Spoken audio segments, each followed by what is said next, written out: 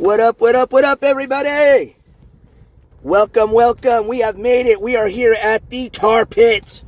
I think somewhere near downtown LA. I'm not sure. But we're at the tar pit. So I'm going to let the notification go out. We'll wait for some people to come in. And then we'll get going. I just finished parking. So I just got here.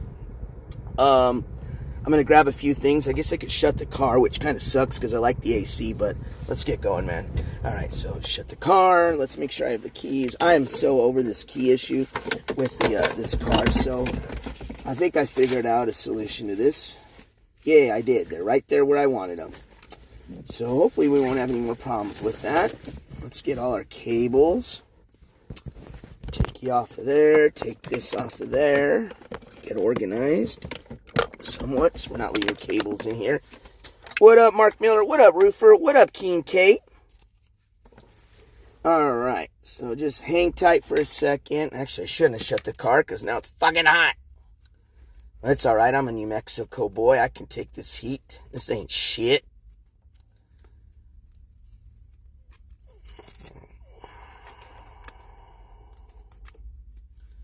Alright, that's good cable management for right now. We're not going to get fancy. Although, actually, I do need one of these for my battery, but we'll do that outside. Where's the other cable? This can go in here. This I can leave inside here. I don't need this. So we'll put that in there. Okay, so let's do this.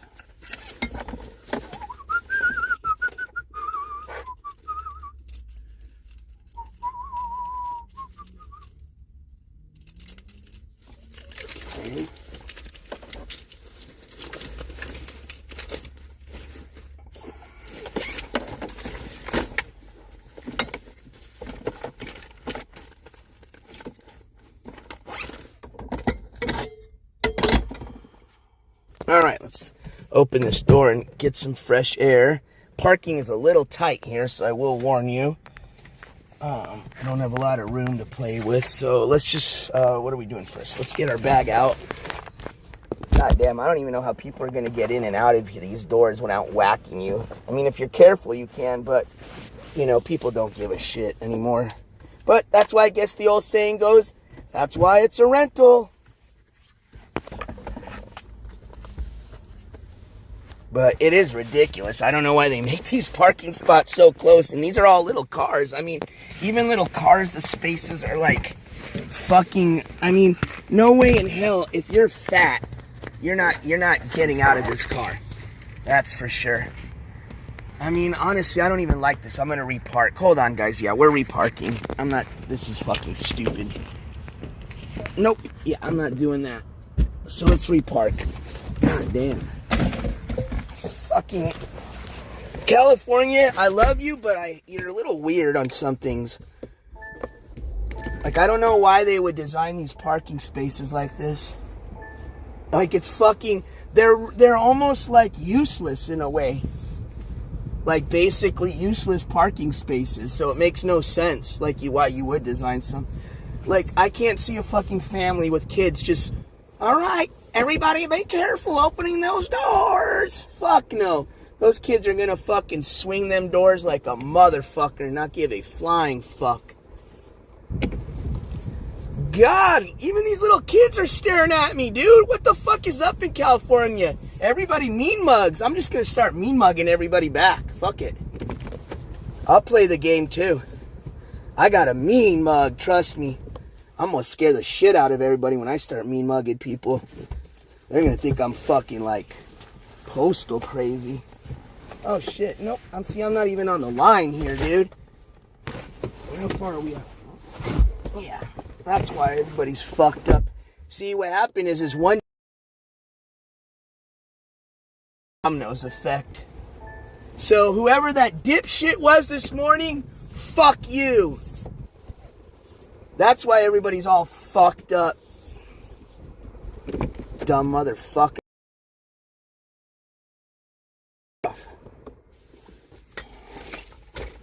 You know, I have to get it out while I'm in the car. That way I don't yell while I'm outside. Alright, put that there. Got our selfie stick. I'm going to grab a water from... Actually, I think we'll grab a water from back there. So that's why I got ready earlier, so that we didn't have to fucking fumble around when we got here. Let me see how much room. Oh no, we still, yeah. Hold on. God, dude, this fucking car is horrible. We're gonna scoot to the right a bit more. We got some room to scoot. It's just weird because it feels like you're not. I feel like the car to the next to me is not even gonna be able to open their door, but I see you. Don't worry. Oh, they're right next to me. Well, see, now they're leaving. So now it's like, well, I could fucking give you room or I could not. See? I don't care. These people can figure it out. I'm parked. You can figure the fuck out. Figure it the fuck out. I couldn't even park in the line because of them, so fuck him.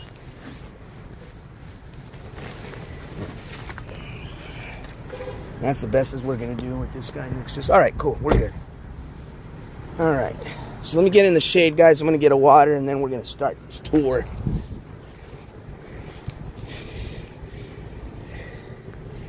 Yeah, it is a parking psychosis. It is tough. Thank you, Roofer, for at least making me seem like I'm not crazy. Like, I'll just put it this way, and this is the last I'm going to talk about parking because I fucking hate talking about parking. So basically, it's this, okay? You want to be a cheap ass in LA, you're gonna pay for it, okay? So you can do it, but you're gonna pay for it. You want your shit broken into, your shit's gonna get broken into. You want to get a ticket, you're gonna get a ticket, okay? Now I'm sure some of y'all are fucking experts. You've lived here your whole life. You got it on the lockdown. But for somebody visiting that doesn't have the patience, doesn't give a fuck, has a lot of expensive shit in their vehicle, here's how I figure it. For me, I got off on not paying parking at the last place. Here, it looked pretty full, so I just pulled right the fuck in. I have to pay $18, which I'm not too happy. Basically, I think I'm paying the same amount to get into the place as I'm paying for parking, but that's how it goes. You win some, you lose some, you know? So, but that's my advice to you is if you're going to come out here, get prepared to have, parking's going to be a bitch. Let's just put it that way. And it's kind of one of those things where you could say, oh, I'll take Uber rides, but that shit gets expensive taking Uber rides everywhere in a city like this. Okay, that shit's going to add up quick. So I think having a rental is great, but then, like I said, you do deal with the parking situation. If you got the money, no problem. But if you're trying to save some, it can give you some. All right. So let's get going. Let me get you guys on a selfie stick. But just in case people are going to be heading out here, I want to just give you the full heads up. I use me as the test dummy so you learn from my mistakes. Because this is a really cool place from what I've heard. And I encourage a lot of you to come out here if you get a chance. But I want you to kind of see what the reality of things are. Because people sit there all day on the internet and you know how keyboard warriors are. They can make up stories. Oh, yeah, you'll find some public parking this way. And it's just, who knows? Who cares? It might be a 3-year-old story. You really don't know until you get here. So I will try to be as just raw and transparent with everything I do so that you guys have a great experience when you come to LA. All right. We are on the Prism app. Let me just throw some disclaimers out. I didn't have time, nor do I, at this point, am going to worry about it until probably tomorrow or maybe when we do the Hollywood Boulevard today, setting up the TTS. It's not my priority. Now, I will eventually get to those that have donated to the TTS, donations, and we will get yours played. But as of right now, if you want to donate and help out the channel, which is greatly appreciated, you can do it through the YouTube Super Chat, YouTube Super Stickers. If you really want to help out, because YouTube does take 30% out, and also it takes about a month before you get those funds, I do have also Venmo, PayPal, and Cash App as other venues to donate through, which I understand in other countries or depending on where you're at, you may not have those options. So I appreciate any way you can help the channel. But those are the options available for this part of the trip, and I hope you guys enjoy. Again, donations are appreciated, but never needed to come hang out and enjoy here at the NJCourts TV channel. Okay? That's your short commercial. E-bagging is over. Let's go have some fun, ladies and gentlemen. And actually, now that this dickhead moved, I'm going to move my car one more time, and that's it. This guy moved, so now Actually, a lot of people left. I think the first wave of people that came here early in the morning are leaving. So this is good. We just got here for like the second wave. You know what I mean? Things work in waves here because traffic's all the same, right? So whenever you come to a tourist town, everybody, everybody's going to go to the tourist things, okay? And everything moves like a tourist, right? So if it takes you an hour to get here from the, where we were at, people are probably going from here to where we just left. Follow me? So it's going to be the same shit. So basically, as people are leaving here, we just got here. And I guarantee you, as we left that place, people are getting over here that were here that are now going to where we were at, It's just like a circle jerk. But yeah, it's crazy how quick this parking lot just cleared from like 2 minutes ago when I just drove in. Which, hey, I'll take it. But let's repark this since the asshole next to me left. And now we can actually park straight. All right, we're parked. I'm done with that. I'm not moving this motherfucking car again until we leave. Now I'm in the lines. Yeah, dude, we're now way better in the lines. That's crazy. That guy just left his car like that. Like, fuck it. I don't give a fuck. Let the other guy figure it out next to me. Fuck it. All right. Let me get our water and then we're out. We're rolling. Just want to make sure I got my keys and my wallet. So yeah, basically, any donations I get during this trip are probably just going to go straight to parking and gas. So much appreciated because parking and gas is expensive. It's a little over $5 I just paid right now to fill up. And it looks like parking anywhere you go is between 20 bucks and up. So, and then you gotta, that doesn't include your admission. But this place I'm really hyped about. I don't care how much it costs because I love dinosaurs. I love like prehistoric shit. And I've been really wanting to come to this place for a very long time. So if it cost $100 to get in this motherfucker, I was gonna pay $100 to get in this motherfucker. I don't care. All right, so now I gotta lock the fucking stupid door. Which now I gotta dig into my fucking man bag.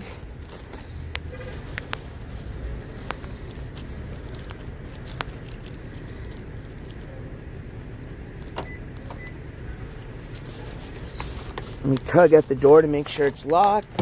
It feels locked. Make sure I got my wallet. I do. Let's roll out. I got cables. I got extended battery. You guys are at 100%. Hopefully the audio is working. I know we were having some issues with the audio kind of sounding a little quiet. I think that has to do a lot with when I'm connected to like the media in my vehicle. So that's been fixed. Well, I hope it's gotten fixed. I did something that hopefully will avoid it getting stuck like that. And here we are. All right, so I'm going to read your guys' stuff better. You know what? That's your opinion, Kelly Rodriguez. See, I've never been here, so I hate when people say shit like that. But say whatever you want. But I hate that stupid, the Science Museum is better. Says who? You? Who are you? Yeah. Thank you, sir.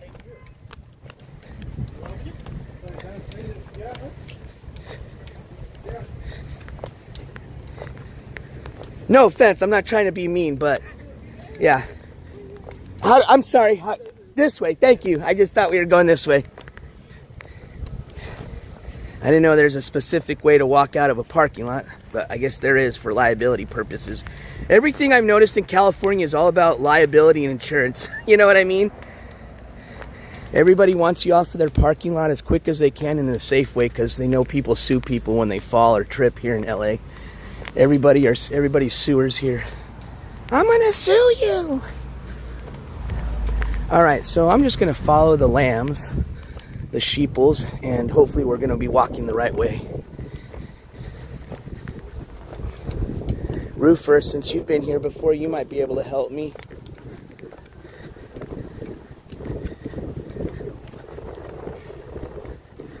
But welcome, hello everybody. I think we've got a good signal. Oh yeah, my water. Fuck it, I forgot. Oh well, whoopsie. But I'm good, I drank some before. But thank you for reminding me, I forgot, I just didn't read. I took off and then I didn't read chat. All right, yeah, we should have good signal here. Now, just to give you a reminder, where we were before was literally up in the fucking mountains. So forgive me for having a okay signal, you know. God forgive me. All right, I see the entrance, but we're here in the middle of the city, so hopefully we'll have good signal.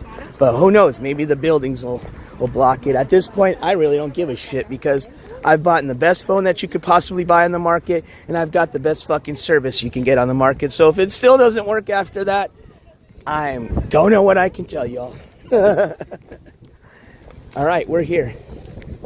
So I guess, you know, for the most part, this area is like publicly accessed. I think there's some places that are free for the public to walk around.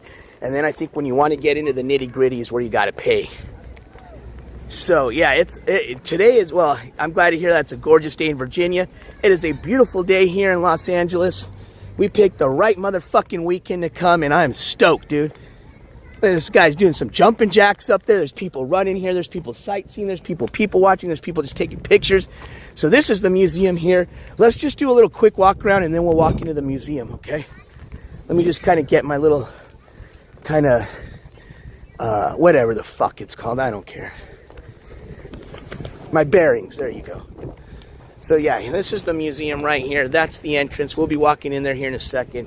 But they've got all sorts of cool stuff. Let's walk over there and see what this is about. But yeah, you basically got like a big old kind of park here. Fossil Sites Amphitheater.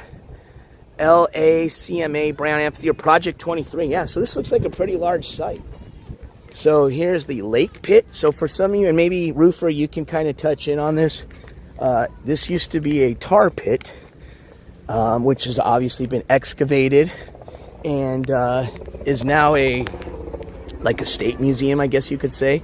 But what happened is back in the prehistoric days, when this was full of tar, you'd have different types of dinosaurs and mammals and animals that would walk through it and get stuck, and then they die, okay? And then they fall into the tar and become fossils, or their bones remain. They were dug up, and you're going to see now the reminiscence of everything. So let's read a little bit about this. I'm not going to read every fucking sign because we'd be here forever and it'd be boring. But let's just get a basic understanding of what the tar pits is for those that have never been here or don't even know what the hell this is. So let's start here from this corner here. They got some little, this is a perfect example of explaining exactly what I just told you right now. You'll get a demo right here, ladies and gentlemen.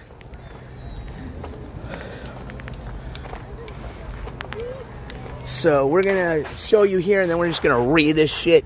And then that's probably all I'm going to read until we get in the museum. So I guess this is supposed to mimic like a tar pit. You've got these, you know, or what are these? Whatever. If I get the names wrong, so forgive me. But get me right in chat so that way we're scientifically correct.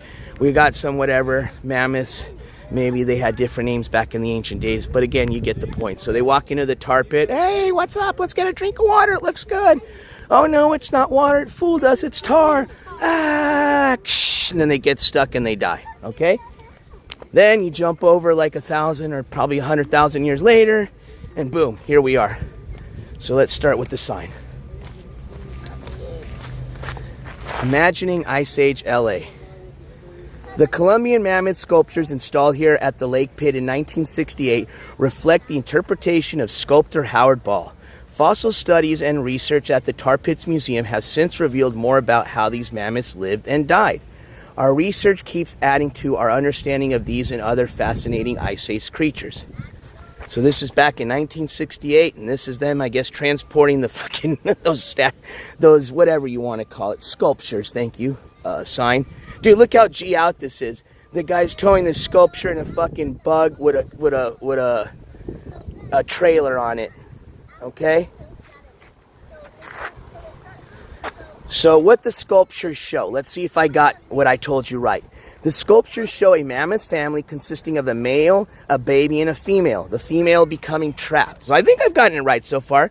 Help, help. Oh shit, mom's stuck. Oh no. All right. Scientists believe that the Columbian mammoths lived in female-led herds with adult males living apart except for mating season. Asian elephants, their closest living relatives, live this way now. The sculpture shows the female has wandered knee-deep into the lake, presumably to drink. Sticky tar concealed by several feet of water. Okay, so I give it to them that they did get a little fooled because the tar was underneath the water. So they do see the water, so they're like, okay, it's water. They weren't that dumb. You know, I was saying earlier, like, it was tar. It was water.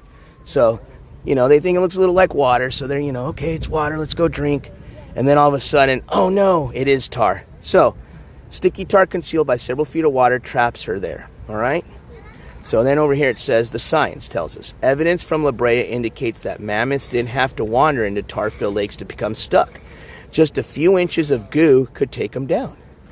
The sculpture shows the female trumpeting in terror while the male stands helplessly on the shore. The science tells us most Colombian mammoths trapped at La Brea were males, not females. Some scientists think this is because male mammoths typically lived on their own. They didn't have companions to yank them out of the tar. Therefore, that teaches us an important lesson of the buddy system, right? You go swimming, you don't go swimming alone, all right? Therefore, if you get stuck or you're drowning, your buddy can try to help you, save you, or call for help. So, unfortunately, the male mammoths back then kind of wanted to do their own thing, but because of them doing that, they unfortunately would get stuck and die. So I guess the science tells us that they're probably going to find more male mammoth bones than female. Pretty interesting. So that also tells us that women, you may be smarter than males after all. When mammoths walked on Wilshire, Colombian mammoths lived right here during the last ice age. We call it the Ice Age because thick ice sheets covered parts of the globe and cooled the planet. Even parts that weren't ice covered like Los Angeles were cooler than now. We study fossils found here to discover what survived and what went extinct during the Ice Age. So, we have Colombian mammoth, extinct, saber-toothed cat, extinct, the yesterday's camel, the Harlan's ground sloth, and the short-faced bear, extinct.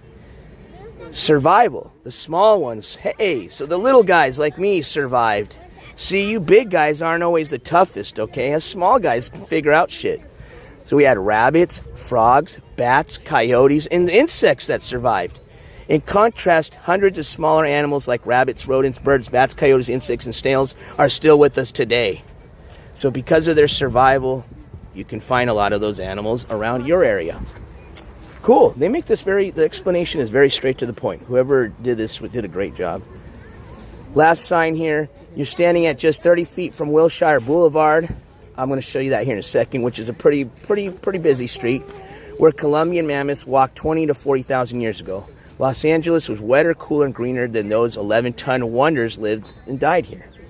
So basically saying that the environment was a lot different millions of years ago, hundreds of thousands of years ago, than from what you see it now, which is Wilshire Boulevard. So let me give you an example of where we're at now versus what you read on the sign, which was the past.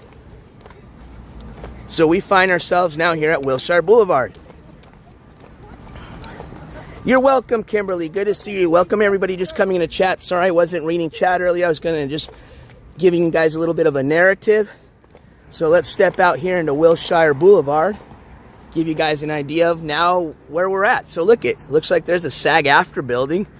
Might walk in or run into a SJC. I think SJC is, I don't know if he's still an active or current member, but I do remember him saying that he used to, or maybe still is, part of the SAG-AFTRA, which is the, I think the union for actors and actresses, if I'm not mistaken, here in the state of California.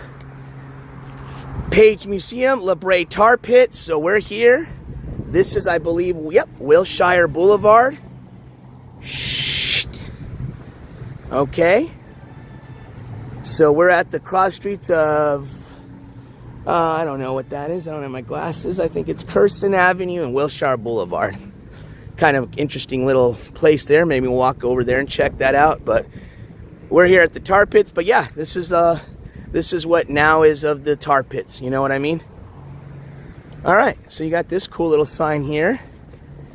I guess on this corner showing you where we're at. La Brea Tar Pits and Museum. It's starting to warm up. Grunge truck. I mean, you know, I'm kind of used to it, but it's nice for me. I think it's going to get into like high 70s, low 80s here based on what I read. All right, so let's start working our way over. I'm curious to see what this is all about. And then, like I said, we're eventually going to make our way into the museum, the Tar Pit Museum, and browse around. It's a really cool museum because versus a lot of the museums we've been to where, again, I've never been here, so I'm just speaking on what I've read and seen on Google. But Basically, in addition to the, normal exhibits that, most museums have, this is going to have kind of like it's an archaeological site, not archaeological site. I call it archaeological site. It might be, it's whatever. They still have scientists, paleontologists, whatever the scientists that dig fossils up are here still actively working on the site. So you kind of get to see an overview of that work. And sometimes if you're lucky enough, you get to come here and see them actually still working on the site. So, hey, thank you so much. Roofer, I appreciate that. Thank you for that $10. And you know what, folks, since there's a lot of people here, and I want to have some fun, we're going to have fun shouting out things, but, if we get a big donation and stuff like that, I may act crazy, I may not, but if I don't, God forgive me. It's not because I'm embarrassed, it's just because I'm fucking tired and need a break, but I'll get you that eventually. But Roofer, I want to say big thank you. Let me fade this to me. Thank you for that $10 gas fund. This, and I forgot to get my gavel, God forbid me, I'll get it sometime today. So it's going to have to be an imaginary one. This imaginary gavel slam goes out to you, my friend. You guys know what to do in chat. Spam them gavels if you got them, please. Pat, pat, pat, pat, pat. Thank you so much, and that's definitely going to help on that gas fund. All right, so let's see where we're walking to over here. Let me flip this over. I know a lot of people like to watch me doing the dance and getting crazy, which I'll still do, but if I say, hey, let me take a little, what do they call it, rain check, please, and if you allow me to, I will awesomely love you, and we'll definitely catch you on later today. Maybe I will be in the mood, but I'm just kind of giving that forewarning out. So thank you so much, Roofer. I appreciate that. I have to, grunge truck, brother. I don't know if you're a brother, mother, sister, or another. So forgive me if I got it wrong. I'm going to assume you're a guy with the name Grunge Truck, but brother, go look in my main page for Sally House. Just type Sally House if you're on a computer. Unfortunately, on the mobiles yet, I don't know why you can't do a search on the creators page. It's kind of weird. It seems like it'd be pretty easy to do, but if you do a mobile search or if you do a desktop search, you can find it easy. If you're on your mobile, you're just going to have to scroll back probably 2 years ago, October-ish time, but I was invited by one of my mods, Dawson, to the Sally House, which is in the state of Kansas. It is one of the America's most haunted houses. All your big paranormal investigation groups and people have gone there.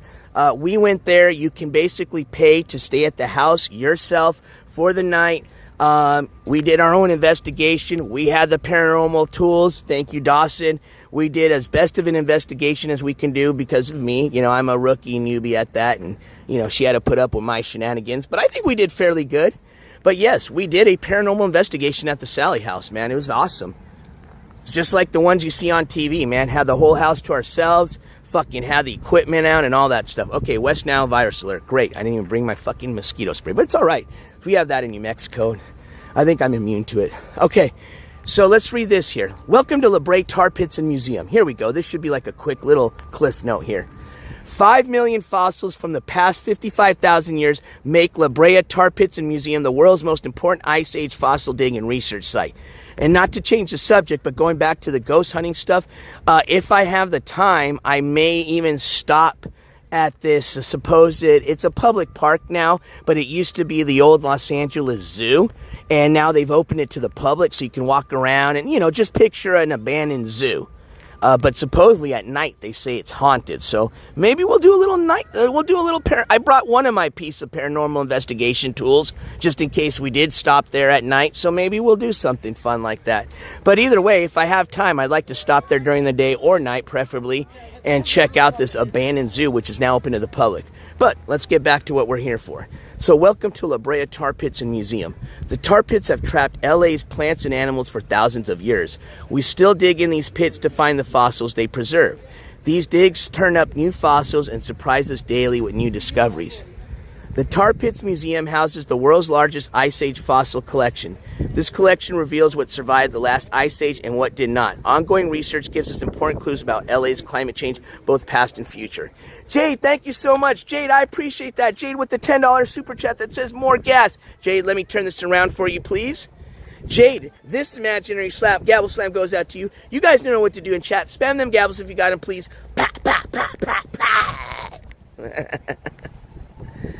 Man, and honestly, I'm going to just be right up front with you. Like I said, it has nothing to do with my energy. You guys know I have a lot of energy when I do my shout-outs.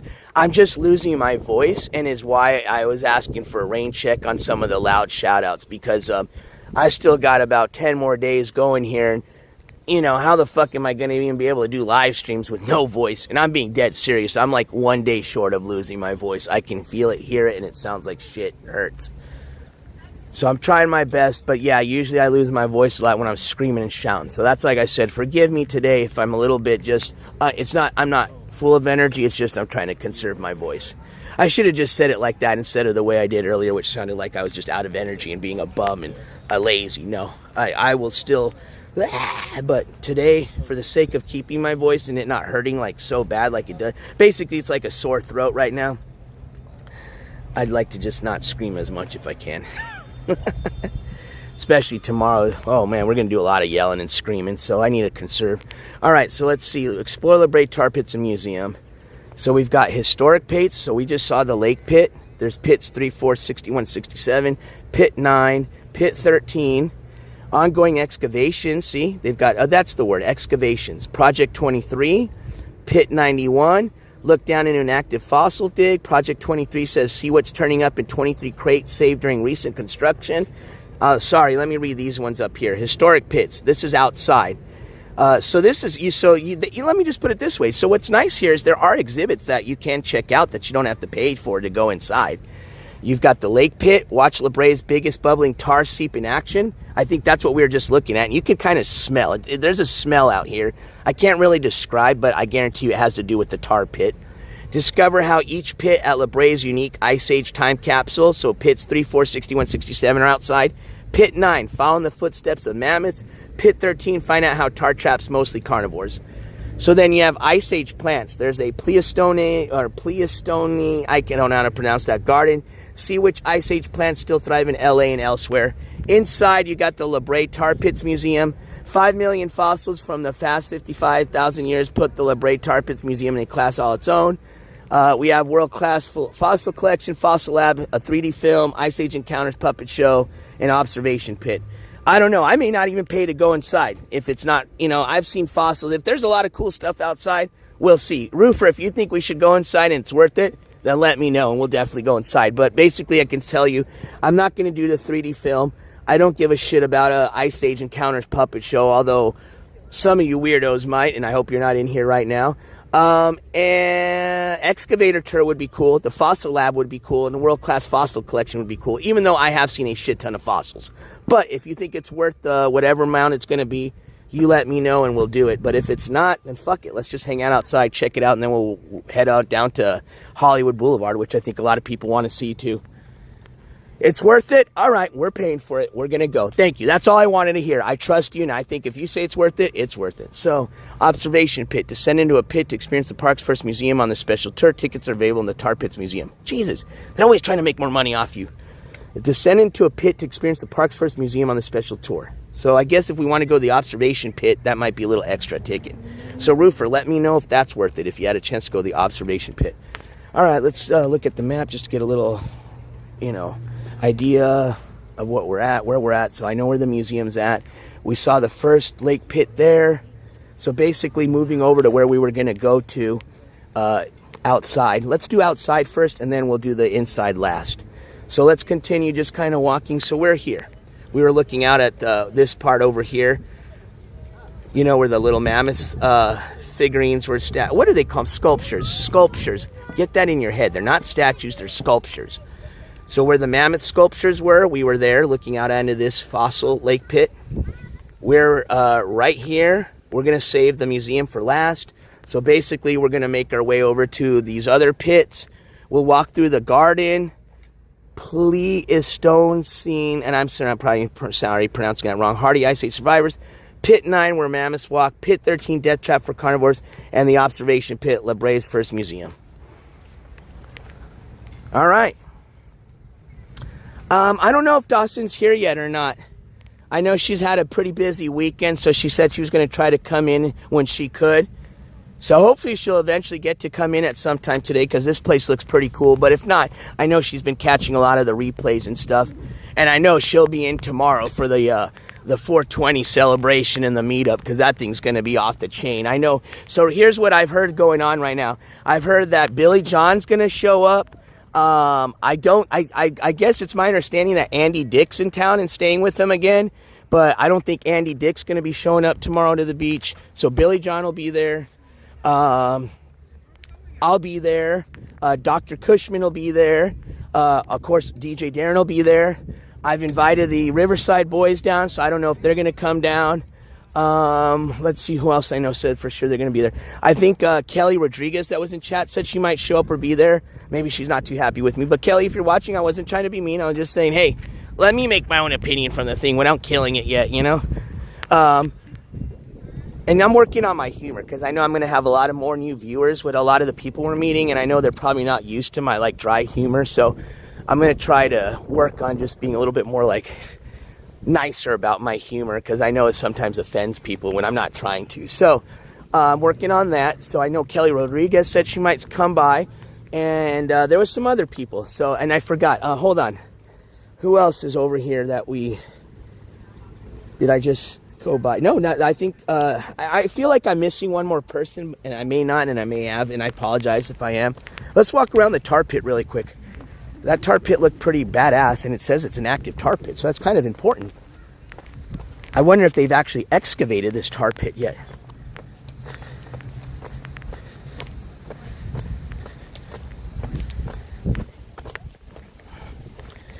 All right. So, let's just kind of do a walk around. I'm going to take a break from reading signs so I can save my voice. Oh, I think that's why we couldn't get to the other side, because it's blocked.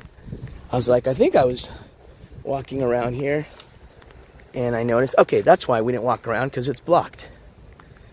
All right, so let's work our way over into here. I think this is the garden, so we'll see what the garden's about.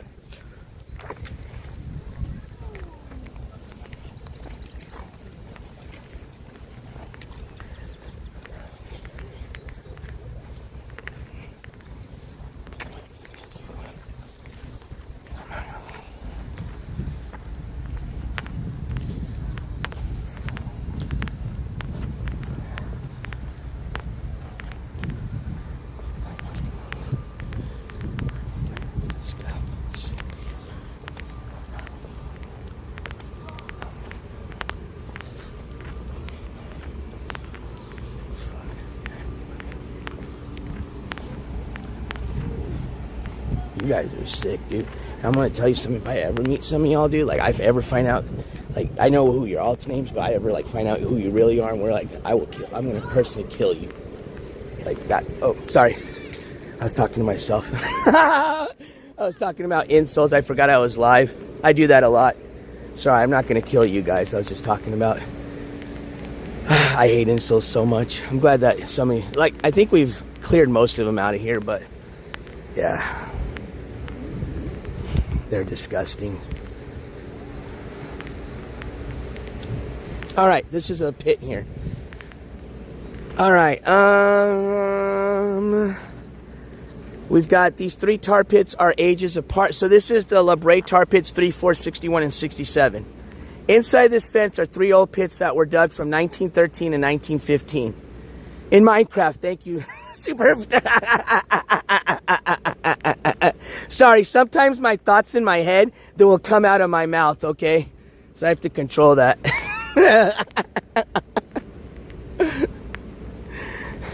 I just started, because, you know, we were talking about inviting people and who was coming. So then some of the insults' faces, like, started flashing in my head, you know what I mean? And then I was like, that's where that came out.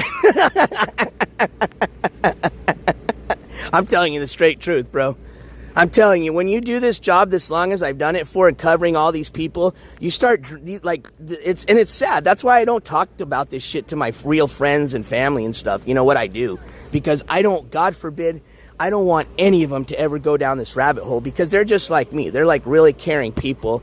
And if they find out about these insults, they're going to want to, like, clear the world of them just like me. You know what I mean?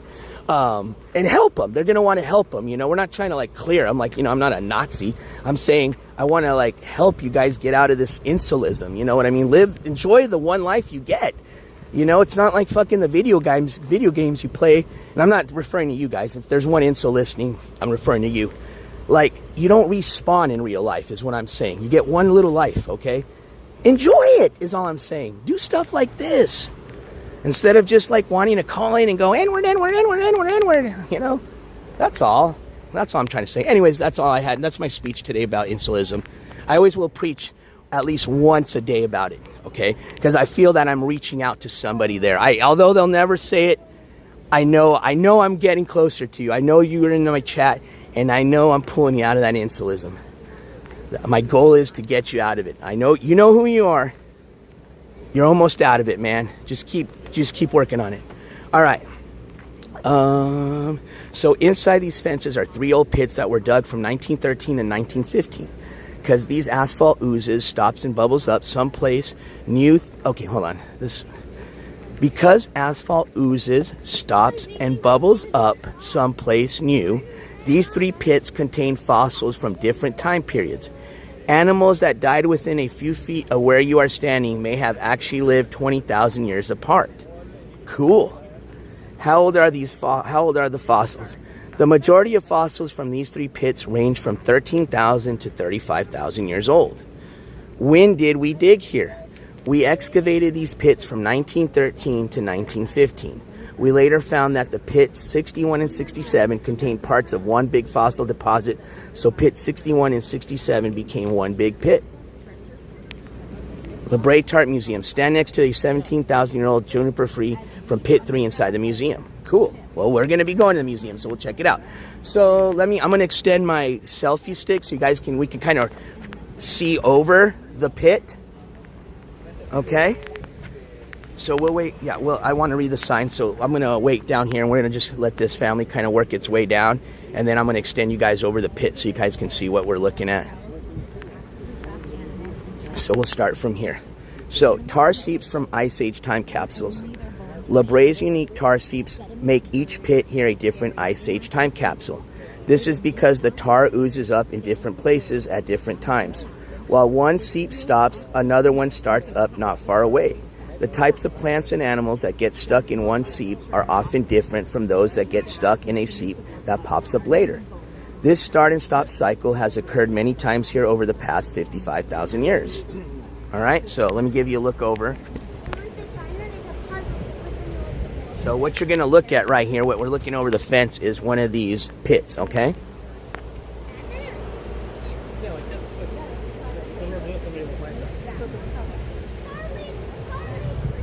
All right. So it says fossils form side by side yet 20,000 years apart.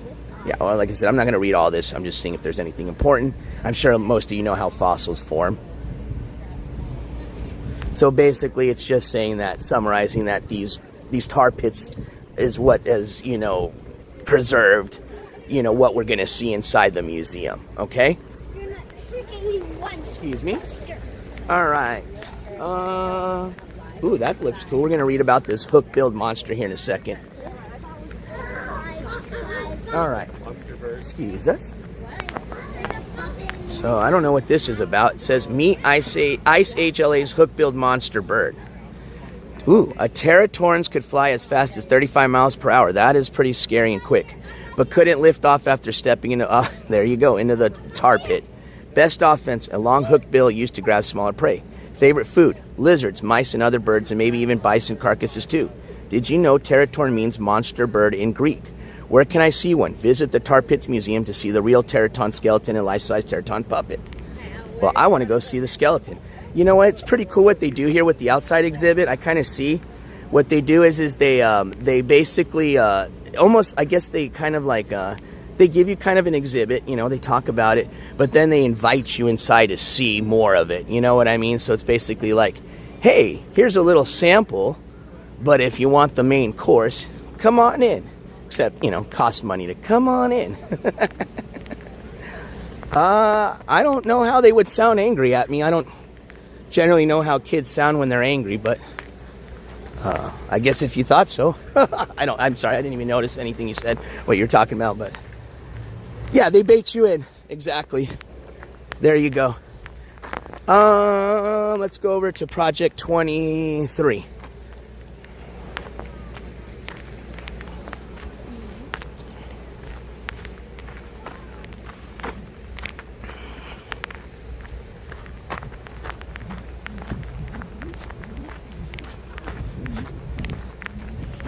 I like doing the people watching. It's interesting, the fashion. I don't know if you guys been watching a lot of like the people that walk by the, New York's got its fashion, LA's got its fashion, and it's cool to kind of see what the latest trends are, you know what I mean? I've noticed a lot of people it seems like the 80s, 90s, early 90s kind of trend is coming back. You're seeing people wearing a lot more like vintage, baggier jeans, the whitewashed jeans. They're wearing like the old school, long, like baggier sweaters.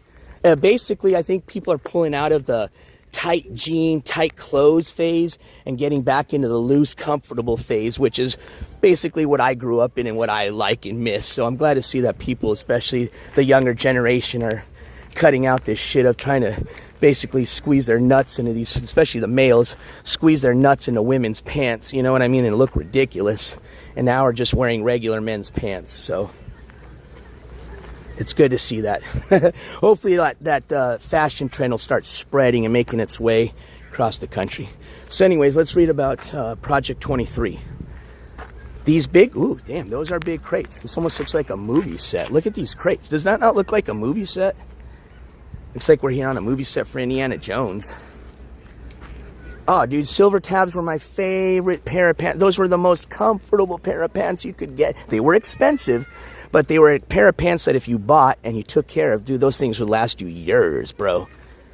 Yeah, I miss my silver tabs, bro. All right, so yeah, these big old crates here, these are fossil crates. So I guess they have fossils inside them. And let's read this here. So, yesterday's camels were fast runners, but not with their feet stuck in tar. All right, that's okay. I want to read about this, Project 23. These big crates contain our most recent fossil finds. Millions of them. We are digging through the crates and making new discoveries every day. Millions of new fossils from Project 23, named for the 23 crates, are helping us reconstruct the environment of Ice Age LA. From mammoth tusks to mouse toes, fossils big and small tell us what LA was like long ago. What's in the crates? Yeah, that's exactly what I want to know. LACMA construction crews. So this looks like these are the crews that are working out in the streets of here in LA. Worked with paleontologists to save as many fossils as possible. Backhoe operators scraped off 1 foot of sediment at a time. While, hey, I was right. I said paleontologists watched for fossils. They found rich fossil deposits at depths of 10 to 30 feet. So that's kind of cool that the, construction workers and the paleontologists worked hand in hand to basically recover and restore these fossils around here. All right? So basically you just got a lot of fossils in these crates. All right, let's keep moving. Here's another pit. And we're almost done. We're almost done with the outside stuff, and we're going to make our way into the cool part of the museum. So, Brea Tar Pits Pit 9. Dude, this reminds me of like being at like an amusement park. The way like everything's almost like set up and staged, kind of. You know what I mean? Like, look at, they got these like buckets there, like they're supposed to look like tar buckets. And it's like, they didn't have tar buckets in the Ice Age. It's just a fucking tar pit, like just fill it up with nasty, oozy, stinky shit, water and tar. Like, it's funny. But I get it. They already dug out the pit. You know what I mean? So they probably already overfilled it, and they're just trying to like mimic, kind of like, this is a tar pit. I get it though. All right. So basically they're saying they found 27 mammoths. Those big old Colombian mammoths we were looking at, 27 of them in this little pit. Well, I say it looks little, but maybe it's not. So it says Pit 9 was far bigger. Okay, see, I was right. It says Pit 9 was far bigger than it now appears. Workers dug down 35 feet to find all its fossils. They pulled over 10,000 fossils from this one pit, including bones from 27 Colombian mammoths. So it looks like the magic depth is between that, it's that 20 to 35 feet. They said they found, I think, between 10 to 30, but 35 feet there. Bone jumbles take years to form. As in most LA Brea pits, workers untangled fossils from dense bones jumbles. These jumbles probably formed over many years.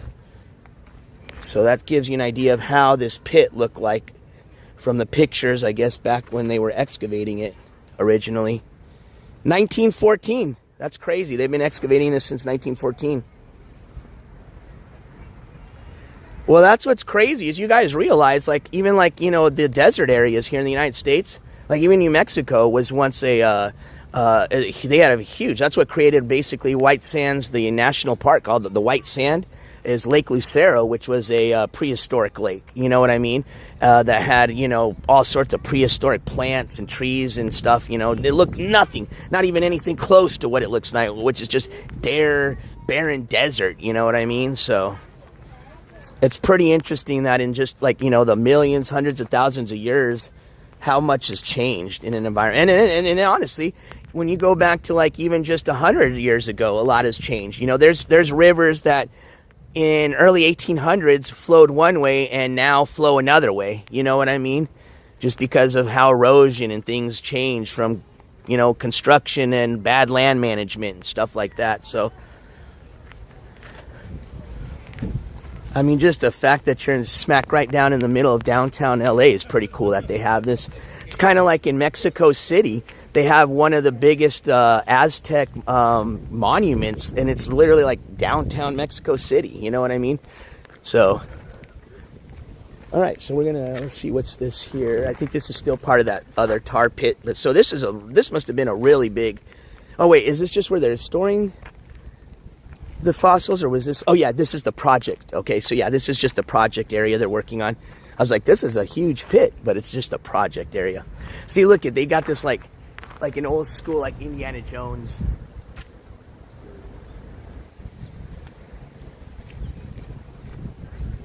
It's pretty cool.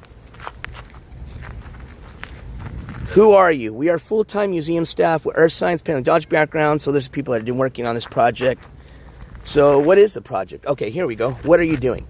We are digging for fossils. We use everything from chisels to dental tools to dig through hardened asphaltic sediment to uncover fossils. It's hard work, but every day more clues about Ice Age LA are being discovered. How long does it take? It varies greatly. The boxes range in size from 9,000 to 123,000 pounds, dude. They contain anywhere from a few hundred to thousands of fossils. They also have an assortment of matrix types with differing combinations of rock, sand, silts, and asphalt. There's a picture of paleontologist there recording some work. So this is pretty cool. So this is imagining Ice Age LA. So this is what you would have found back in the Ice Age in the same area. So we dug through these crates to find fossils. As we go, we save the asphalt soaked sediment that surrounds the larger fossils. We save this sediment in 5-gallon buckets because it's chock full of tiny fossils like lizard scales, bird beaks, beetle wings, and plant seeds. These tiny fossils provide some of the most important clues about the diversity of life in Ice Age LA. So with these little mini fossils that they find, I guess, you know, tangled into the larger ones, they've learned that they had horned lizards. They even had rattlesnakes back then. Cottontail rabbits, jackrabbits, juniper plants, ants, oak trees, songbird, beetles, bats, quails, deer mouse. So it says small fossils found here suggest that this area had juniper woodlands and year-round streams during the Ice Age when LA was cooler and wetter than it is now. So I think somebody was talking about that earlier about, you know, and yeah, we were talking about how, you know, how much the area has changed. That gives you an idea of what this was back then. So I don't think it got to be, I mean, maybe it did, but based on what I read, I don't think it got to be where there was like the, you know, like you see like Ice Age, you know, like it was like a, you know, snow-covered, you know, land. I think it was wet. I think it was more like a forest land, a lot of rivers and streams, a lot of trees. Probably like how, you know what, I have a feeling it probably looked like where we're going to be heading up to, which is the Redwood Forest. With the exception is, you know, that's more of a, that had a coastal saltwater. Maybe this was freshwater streams, obviously. Yeah, the lizard scales, all sorts of cool shit. Bird beaks. So that's pretty interesting that, although, you know, they're mainly looking for the big fossils, you know, everybody wants the big shit, they were still able to preserve the smaller fossils, and from that, they were able to, you know, learn about more, you know, about the smaller insects and mammals and animals that also lived amongst the Columbian mammoths and the saber-tooth, and all that. All right, so I think the only thing we didn't see was this garden Let me just I'm going to just do one last look around over here, and then I think we're going to walk right into the museum. So let me just make sure we didn't miss anything. And then let's walk right here. This is one thing I didn't walk to. And then we'll head over to the museum and let's check that out. Did you ever try skydiving? I did. Well, I tried a version of it, which was over at the Indoor Skydiving Center in El Paso. We did a live stream of that. I think we were celebrating. I don't know if that was part of my birthday stream or... No, I think that was part of the 500th episode stream. Yeah, we were celebrating our 500th episode. So I went out to a indoor skydiving center and I did that. We live streamed that. So that's as close as I've done skydiving, which I wouldn't even consider skydiving. It's basically just a guy holding me in a wind tunnel and, you know, keeping me from shooting up and down and hurting myself. It was fun, but definitely takes a lot of skill and practice to, you know, see how fluid and, you know, how those guys, you know, girls move. You know, it's not as easy as it looks, that's for sure. Or at least it wasn't for me. So this must be where the show Brea originated. Interesting. What up, Shauna Rock? What up, Serene? What up, a lot of the new names coming in the chat that I didn't say hi to earlier. SC, I think I said hello to Burrito T Clips. If I didn't, hello. Grunge Truck, hello. YouTube, hello. Special Friend, hello. Aaron, hello. I think I said already hello to Jade. I said hello to Kimberly. All right, but welcome, everybody. Those that aren't in chat, they'll just like to listen or watching, welcome. So we did miss something. This is pit 13. So we'll just read this really quick and then we'll do a little walk around in the pit. So it says, life and death in long ago LA. This peaceful park was perilous for animals who walked here 20,000 years ago. La Brea's goo made this unsafe ground, the goo being the tar, made this unsafe ground for both predator and prey. 6-foot-tall, 2,000-pound sloths got stuck here and died. So did bison, horses, and camels. As these creatures lay dying, hungry dire wolves and other predators tried to live off their remains. Many of them died in the process. Aw, okay, never mind. You're a very scary-looking fucking sloth. You're not like those little cartoon sloths you see nowadays. Oh, he was a gentle giant. Okay, all right. But they still had razor-sharp claws and bony armor hidden its skin. South American tree sloth. It ate grass, leaves, tree roots, and twigs. And we can see a whole ground sloth skeleton in the museum. Dang it, you gotta go to the museum.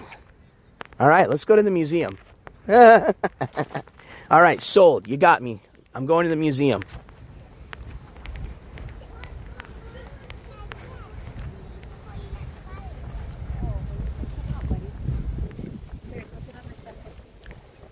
LA's Museum of Ooey Gooey. All right. Well, that's nice that they have the outdoor exhibit. I will say that. I mean, it definitely makes paying the expensive parking a little bit more worthwhile.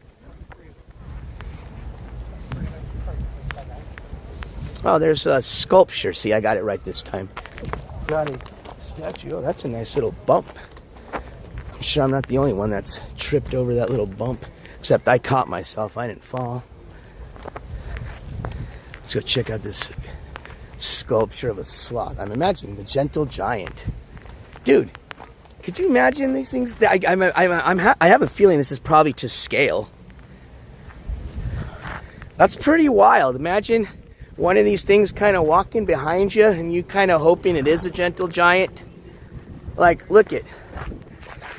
Let me turn this around so you got an idea. Now, I am a short guy, but I'm 5'4". See what I mean? Yeah. That thing would have definitely hunted me down. I'd have been a sloth bait for sure. What's back here? Let me just peek back here. I still didn't see this garden, unless I don't know if the garden is just like some of these plants that they have planted out here. But oh no, that's going back to the parking lot. Yeah, I think we, for the most part, hit all the outdoor exhibits. The only thing that I didn't see for sure was a garden. Which, hey, if we missed it, we missed it. But if we can catch it, we'll catch it. But let's head on inside and let's go check out the indoor museum section of the La Brea tar pits.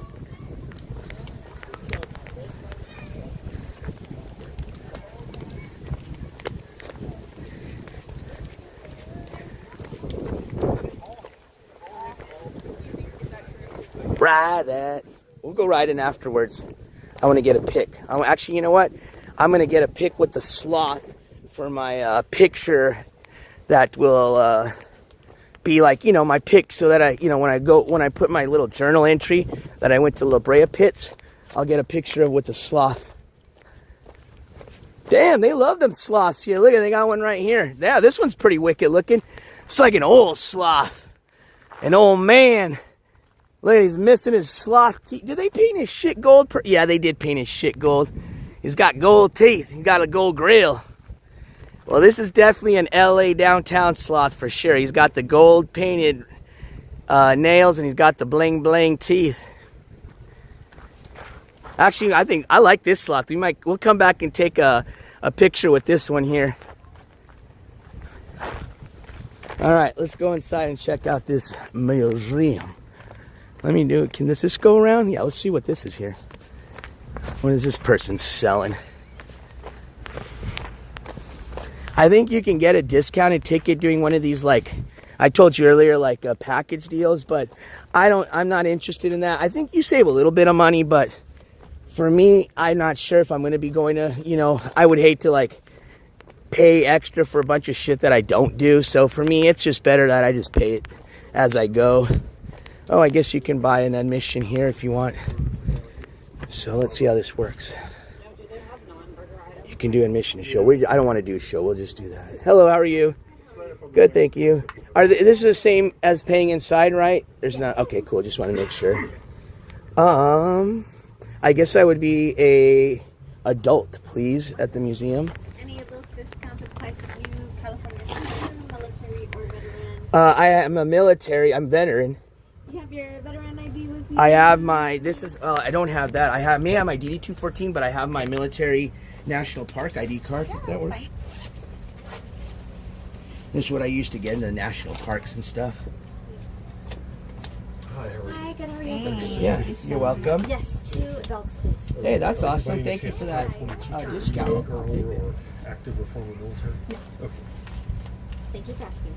Then I don't have any Total, that's maps here, but there are some inside of Okay, yeah, I'll definitely get one in there. This then is your ticket. This is what's going to allow re-entry Okay. all the way until we close, and it's just straight down to the left-hand side. Okay. You're all set. I don't owe you anything? Nope, Oh, nothing at all. thank you. That's awesome. Hell yeah. Thank you. That's nice of y'all to take care of the veterans like that. Thank you. Dude, that was sick. So I thought I was just going to get like a little discount. So basically, it would have cost me $18 to get in. So basically $18 to park, $18 to get in. So what's the math on that? 36? Yeah, $36. And with my military, well, I guess any veteran's ID, I had one form of veteran ID, which is my national card, to get into national parks veteran ID. I got the whole $18 off. It was a free admission, so hell yeah. I will take that all fucking day, dude. I was looking at her like, how much do I owe you? I was like, there's no way they're gonna give me, hey, that's awesome. That's really nice that they do that here.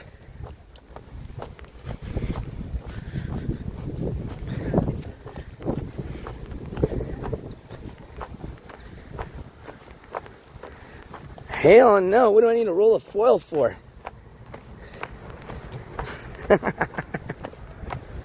Yeah, well, see, what's nice is they do, and I don't know if there's any veterans, former military, whatever, in chat, if you're not aware of it, or maybe you are and you just haven't had a chance to get the card, because it's not, I mean, you can do it online, or if you look on the website, they show you what locations may be close to you that you can just go physically inside, and that way you don't have to wait the 3 weeks for them to send you your card or your ID.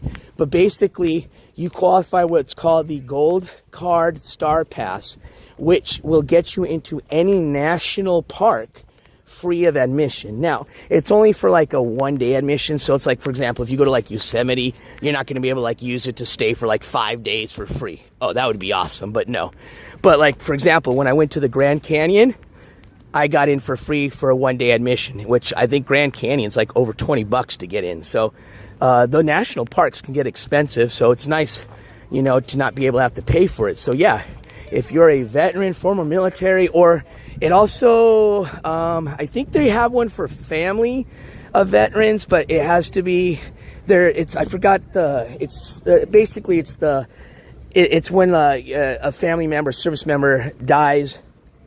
They have various, it doesn't have to be killed in action, just basically in service, death, qualifies their immediate family for a lot of benefits, including also getting one of those cards. So you don't have to necessarily be military or active or former or retired. You can also be, if you fall under that category as a family member, you can also apply for one. So yeah, that's really cool. Oh, exit only. Let me go to the entry. No, Army, not Navy.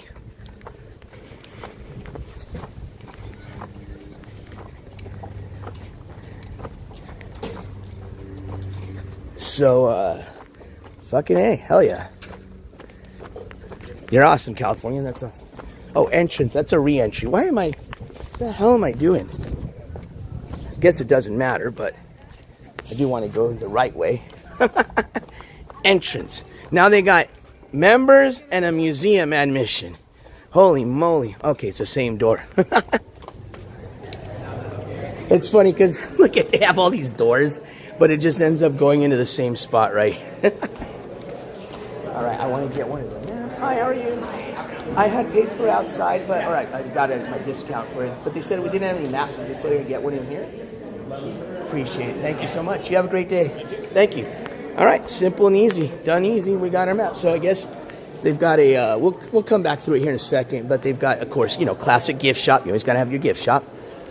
But here we go. So we got the Encounters Theater. We have fossils.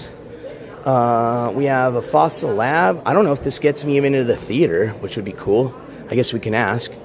Let's go check out the fossils. We'll check out the atrium, the fossil lab. The theater, they play like a show, which, even if they let me in, I don't think they'll let me live stream it, but we'll see how it goes. So let's just walk around and check out what we can.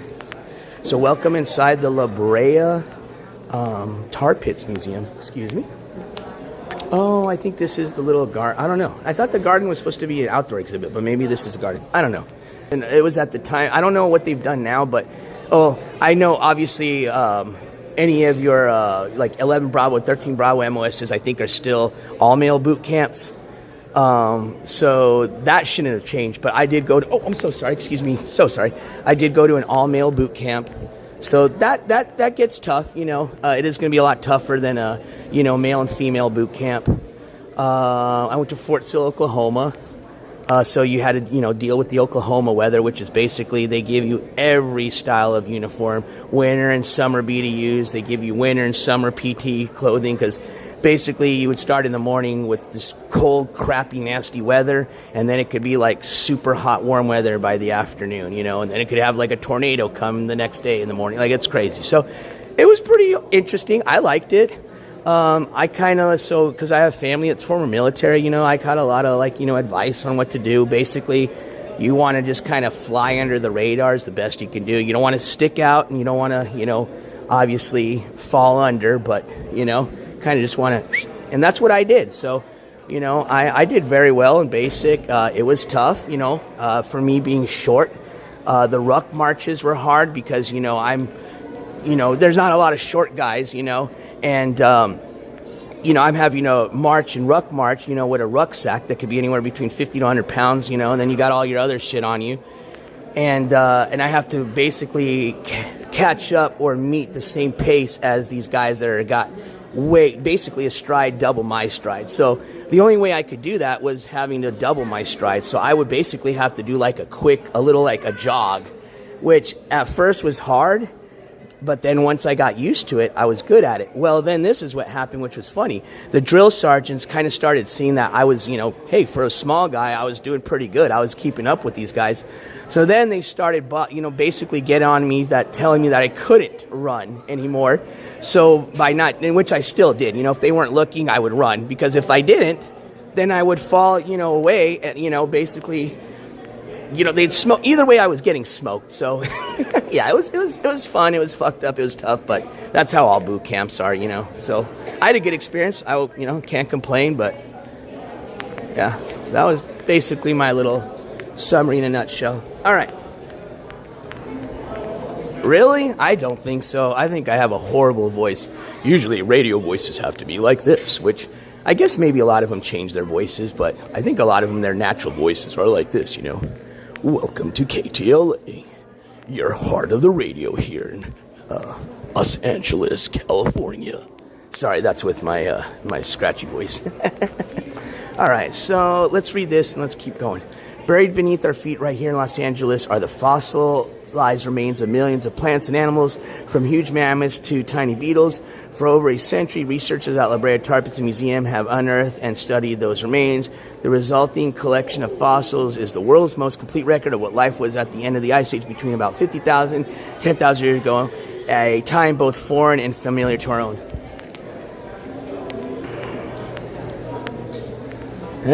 Well, what's funny is they, when basically, like, I don't know, it's kind of weird because I feel like it's almost, I wouldn't consider it even a promotion. It's almost a curse. But basically, like, if the drill sergeants thought you were, like, standing out or doing good amongst your peers, you know, like you showed leadership skills and qualities, they would, you know, you always have to have in your platoon, even in basic training, okay, you have to have a platoon leader and assistant platoon leader, okay? Well, the platoon leader and assistant platoon were always going to be members of your platoon, fellow, recruits, boot camp recruiters. So, they made me, what did they make me at one time? I don't think it was assistant platoon. I think I was just, I forgot the name of it, but basically I held our unit flag. You know what I mean? So we're on a rucksack march, going back to the damn rucksack. So basically what I'm getting at is the hardest thing for me was the rucksack marches, just because of the stride thing. I was a good runner. I ran in the fast group. Running, you let me run, I keep up with the big guys, but to walk, it's physically impossible. You know what I mean? I don't have that stride. You know what I mean? So one time, I think they did this as a punishment because they knew one of the drill sergeants didn't like me. I don't know why, what his beef was with me. I honestly think it was because I think he was a little racist, and I was like, he thought because I was from New Mexico that I was like this, like, you know, hardcore Mexican, you know, don't speak English, you know, and it's like, bro, have you ever seen me? Like, Mexican people think I'm not Mexican, okay? So it was really weird that he thought I was very, like, Mexican. So I think he was just a little racist. But anyways, long story short, he promoted me because it's supposed to be considered like a promotion, you know, to, like, whatever. I forgot the name again. Flag barrier or color. I don't know what there's a name for it, okay? So excuse me. It's been, like, probably, what? I listened when I was 18. I'm 42, so it's been a while. But anyways, basically all you do is you hold the unit flag while the platoon flag, excuse me. Your platoon flag while or was it the unit or platoon? I think it was our platoon's flag while you're marching, okay, on a rucksack march. Well, you already know I've had the added weight of my ruck in my gear. I already got the, you know, small stride I got to keep up with. Now add basically a long pole with a heavy flag that now adds to my arm, I don't know, like 20 pounds. You know what I mean? So, dude, and, you know, basically if you drop the flag, that's like, you know, oh, man, you don't even want to find out what happens. So I feel like they did that on purpose, you know, and I never dropped that motherfucking flag, man. Now, I got smoked for running with it. Yes, I did, but I never dropped it. All right, damn, I'm just kind of meandering. I want to kind of meander in a organized way. Sorry, guys, when I talk, I meander. No, Johnny Donuts, unfortunately not tweaking, bro. You might mind to catch me tomorrow when we go back to Venice Beach. Sounds like you were tweaking last night. Did you just wake up? What is it, about 2 or 3 o'clock in your area? Hunting a mastodon. Hunting large animals like mastodons. Oh, hell yeah, let's learn how to hunt a mastodon. Required skill and cooperation between people. Scientists theorize how people may have hunted mastodons in places like Missouri. I can't pronounce that. Kimswick, Missouri. In late fall or early winter, hunters left their camp in search of a lone mastodon. Hidden from view, they worked as a team to ambush the mastodon, waiting for the right moment to throw their spears and kill the prey. Oh shit. It says, can you find all 8 hunters in this scene? What? All right, let's see if we can find him. That's a hunter right there. No, that's not. Can we just find out? Oh, there he is. They're like small. Oh, there they are. They're just tiny, dude. I thought they were really like hidden. They're hard to see because they're freaking tiny. There's 100, 200, 300, 400, 500, 600, 700, 8. So basically they did, oh, that's what they would do. So they basically surround it onto a cliff or, you know, a drop off. I bet you they had a pit right here. And either they kill it or it's forced to fall off onto the cliff and die or hurt itself or into a pit full of spears and stakes. It's pretty smart, man. So don't ever say these early men were dumb Neanderthals, because they had a, dude, do you imagine basically you eat or die and your food you're hunting looks something like that, you know what I mean? Good luck. All right, so let's look at these. Let's start looking at these fucking fossils. That's what I came for, man. I think we already got a basic explanation of what this is, right? It's a tar pit. These animals got stuck in it. They've turned into fossils and bones, and then they found them. Whoa, here's the sloth. It says, please touch. So remember they were talking about, you know, the sloths, but they said you got to come inside to see one. Here it is. That is I believe it's real bone. That's an actual put together sloth. So let's read. Harlan's ground sloth. At around 1,500 pounds and over 9 feet in length, the Harlan's ground sloth was considered a medium-sized ground sloth. The largest species could be nearly 20 feet in length. Sloth's powerful arms and claws may have been used to dig roots and tubers. That's funny. They were both herbivores and for self-protection. The living relatives of these ancient giants include armadillos and small tree sloths. So the armadillo comes from this. So if I'm not mistaken, I thought they said this was, I don't know. Guess we'll have to ask if this is an actual, if that's just a replica or if that's the actual bones of a sloth that they found or dug up here. Huh, okay. Well, we'll go back. Let's see. I don't know why they want us to touch it, but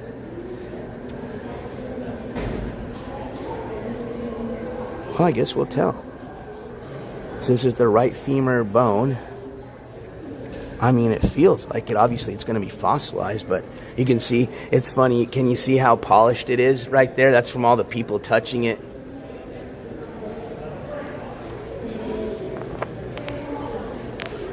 All right, so let's keep moving. What do we got here? That's a pretty gnarly looking thing. What the heck? Well, obviously you got to remember this is its skeletal form, so. But that is a pretty wicked, very wicked looking. Dude, jeez. That's scary, dude. Check that out. What the fuck is this? Look at them shoulder blades, bro. That thing must have had some massive muscles up there, dude. Could you imagine that? With a shoulder blade like that? Oh, it's a bison. What? Oh, dude, that's gnarly. So, dude, I thought it was going to look a lot scarier. It's a bison. Antique bison. Cool. Well, you were close, Roofer. Oh, okay, that's its big old hump. I would have totally messed that one up. That's what threw me off. Almost looks like a sailfish, you know what I mean? That's pretty cool. Honestly, I would like a bison skeleton in my house if I had one. Now, this is a beast. Like, look at compared to the people, bro, how big this is. So let's read. Actually, let's find one that's not so busy. So we've got this going on right here. I think, okay, so let's see. Camel, for sure. That's got to be a camel. That's a good question, Bumbar. We'll go back and read and see if they say something about that, because that is a good question. Because look how solid that is. That's all bone. You know, what would you need a bone back like that? You know, camel. And you know what's crazy is look at the camel's got kind of one. So I don't know. It obviously seems like it's got to be something, you know, as part of their structure that's important, because although it's not as big, the camel even's got one. Do you think they were just made to ride? Maybe there was like ancient aliens that used to ride these motherfuckers and we just didn't know that.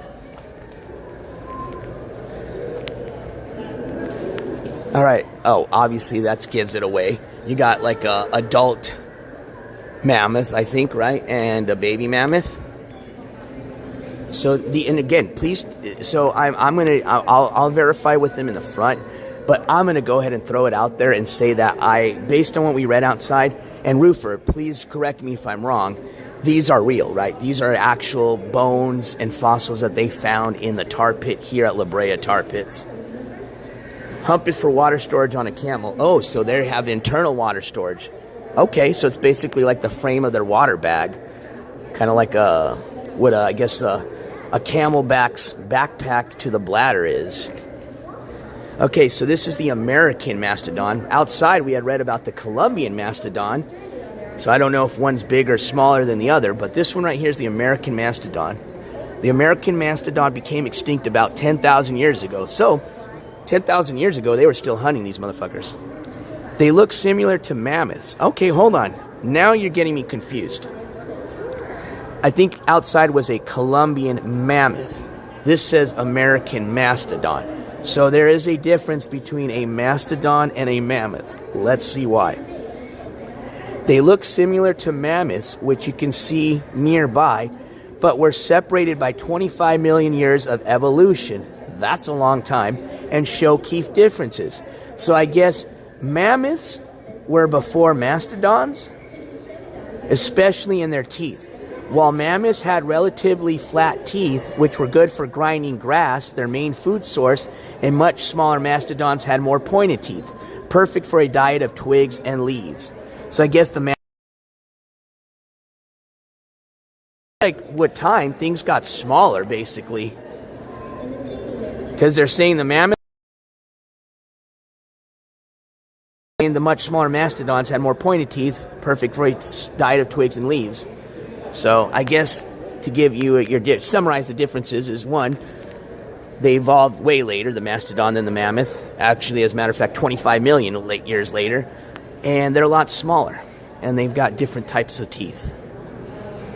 Dude, grunge truck. I know, I've seen that. They actually, as a matter of fact, a fun fact, because the author actually, what's his name? JR something. It's, one of those author names, pen names. He lives in Santa Fe, New Mexico. So that's why I know a little bit about him. He's the author of the book series of, which has now become a popularized television, Game of Thrones. So basically, he wrote the book for Game of Thrones, and then they took that book and then turned it into the the TV series now. So he's gotten pretty famous from that. So they just recently had a picture with him and it's not a werewolf. It's spelled like that. I think that's how they pronounce it, but it's a prehistoric wolf that they basically brought back from let's just put it this way. Remember when you used to, our parents used to watch, our parents and grandparents used to watch, movies about space and flying into space and shit like that? And that was, unrealistic, And now that stuff is here. And same thing like us. Remember we used to watch stuff like flying cars, like the Jetsons, right? Flying cars and robot maids. What do you have now that's going to be coming out soon? Flying cars. What did Tesla just put out? A working little robotic maid for you, okay? So where I'm going with this is, I think, when we used to watch these movies like Jurassic Park, and go, dude, how cool, no way that, it's a movie, they would never be able to bring back a dinosaur. I want to say that it would be cool if it was during our time, but I don't think it will be. But I bet you probably in a few generations' time, let's just say 100 years, or maybe less, you will see a Jurassic Park. Literally an actual Jurassic Park. All right, let's walk over back to this big old mastodon since everybody cleared it. A dire wolf. There you go, werewolf, dire wolf, sorry. A werewolf. Dude, this thing is massive. So let me zoom out here. Oh, I am zoomed out. That's just how massive this thing is. American mastodon. Okay, so we're still with dude, so you're telling me the mammoth was bigger than this? I hope they have a mammoth skeleton here, because if you're telling me it's bigger than this, holy shit. So this, I guess, is they say they're shorter and stockier than their mammoth cousins. So here's another mastodon, American mastodon skeleton there. This thing's huge. Look at how, its size comparison to the people there. All right, so let's keep working. This is cool, man. I mean, I was probably going to come inside, but if I had any hesitations, I'm glad, Roofer, that you said no, go inside. This is totally what I love seeing, is stuff like this. All right, so what do we have here? A pygmy mammoth. So I guess this is just a replica of one, you know, how it would look. Now, this is a mammoth, a pygmy mammoth. So I guess this is going to be like a little mini mammoth. Oh, how cute. They even had little mini mammoths back then. So 100,000 to 10,000 years ago, not all mammoths were gigantic. In fact, the pygmy mammoth of California, Channel Islands, was only about the size of a large horse. The pygmy mammoth was a separate species from the woolly mammoth or Columbian mammoth and was specially adapted to island life. He was an island boy, island boy. He was an island mammoth. So anyways, on islands, smaller mammoths had the advantage. They ate less food and were more agile, navigating hillier terrain more easily than their massive mainland cousins. You know what would make this a perfect fucking warrior mammoth, dude? I would take you into war. Because one, you're agile, quick, small, quiet, and you don't eat a lot, so we don't have to feed you much. Basically, you're very easy to maintain, like a horse. But you're a horse with big old freaking battling rams in front of you, and a horse that, horses can still step on people and kill them, but they'd probably break your arm or leg or something, versus this would one step kill you and smash your head. No, I don't think we're going to have time, Roofer. We might have to put that offside for another day. I think between this and going to Hollywood here after this, I'm going to be done for today. Oh yeah, I know we still have elephants, but this is technically a pygmy mammoth, which obviously was just the elephant's older relative. All right, let's move. Oh, okay, I see now where... Now, this isn't the skeleton version of it, but here you go, ladies and gentlemen. This is basically what it would have felt like as a little human being like me, and I'm going to turn this around so you can see the size comparison. This has to be a mammoth. Oh, yeah. So here you go. I'm guessing these are probably one of the biggest mammoths that existed. So, Columbian mammoth, 1.6 million to 10,000 years ago. The Columbian mammoth, a cousin... Oh, maybe the woolly mammoth is bigger. But yeah, it's not the biggest. Look, it says the Columbian mammoth, a cousin of the woolly mammoth, was one of the largest proboscideans ever to live. Some male Columbian mammoths stood 13 to 14 feet tall at the shoulder. These giants shared their North American habitat with other animals, many now extinct, including saber-tooth cats, short-faced bears, ancient horses, and there you go, the dire wolf.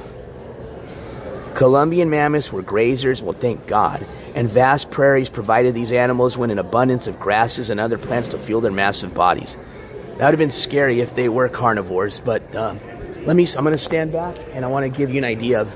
I mean, this thing is, you know, look at the people, look at the column. This thing is giant, okay? I would love to get a selfie. Let's see. We'll go back and get a selfie. I want to keep moving, but... Oh, yeah, no, I'm going to take a pic now because there's a lot of people. Hold on, I'm going to put you guys on the tripod really quick.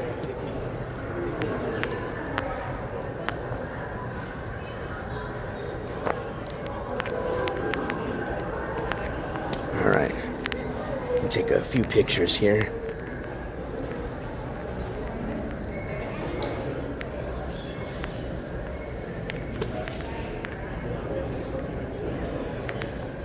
All right, put you right there. Let me just take a few pictures here.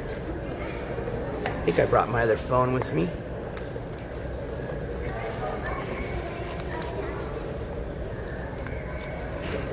Yeah, here it is.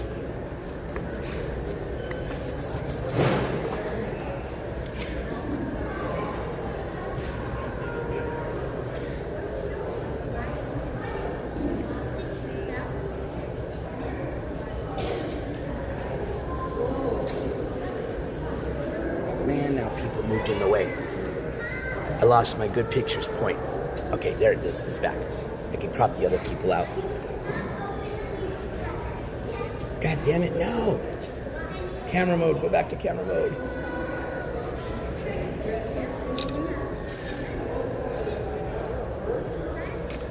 also have that feature now. Oh, I forgot I have the AI feature where I can just take people out of the picture too. Oh, dude, that's so sick. Now I know when that feature comes in handy, because you probably don't use that a lot, but when you come to places like this where you're trying to take a picture and there's people, that's when that AI thing comes in handy. That's pretty cool. All right, keep going, keep going, keep going, keep going. Go, go, go, go, go, go, go. I got a picture. No, no, no, no, no, no. Keep going, keep going, keep going. Move, move, move, move, move.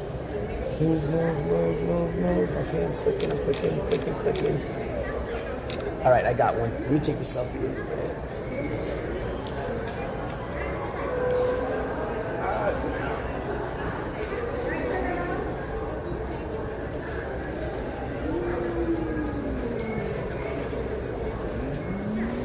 Oh man, that's gonna be a hard selfie. I'm gonna have to do it from like right here. Dude.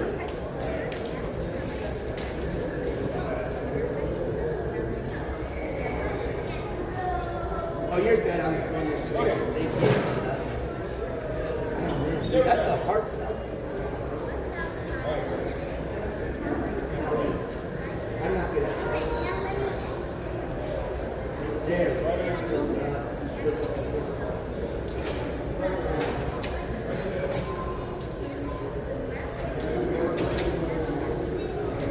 Cool, I got a selfie. All right, I got a selfie with the elephant. Oh, cool, thanks, Roofer. Hold on, let me go back here so you can get me a screenshot. Yeah, good idea. Let me angle up here. Should be able to turn this thing. There we go. Oh, hold on. There we go. Oh, shit, here's a good time. Oh, man.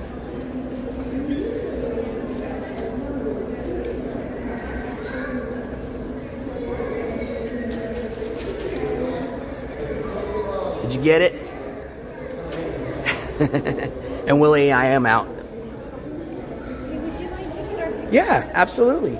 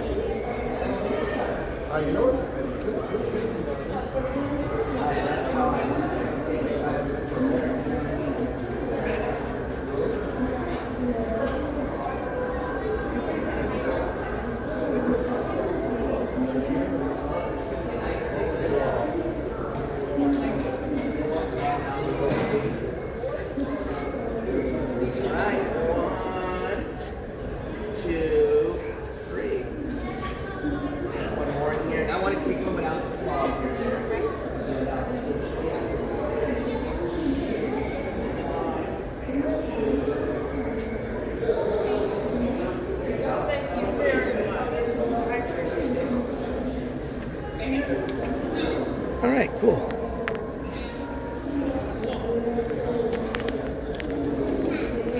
Cool, thank you, Roofer.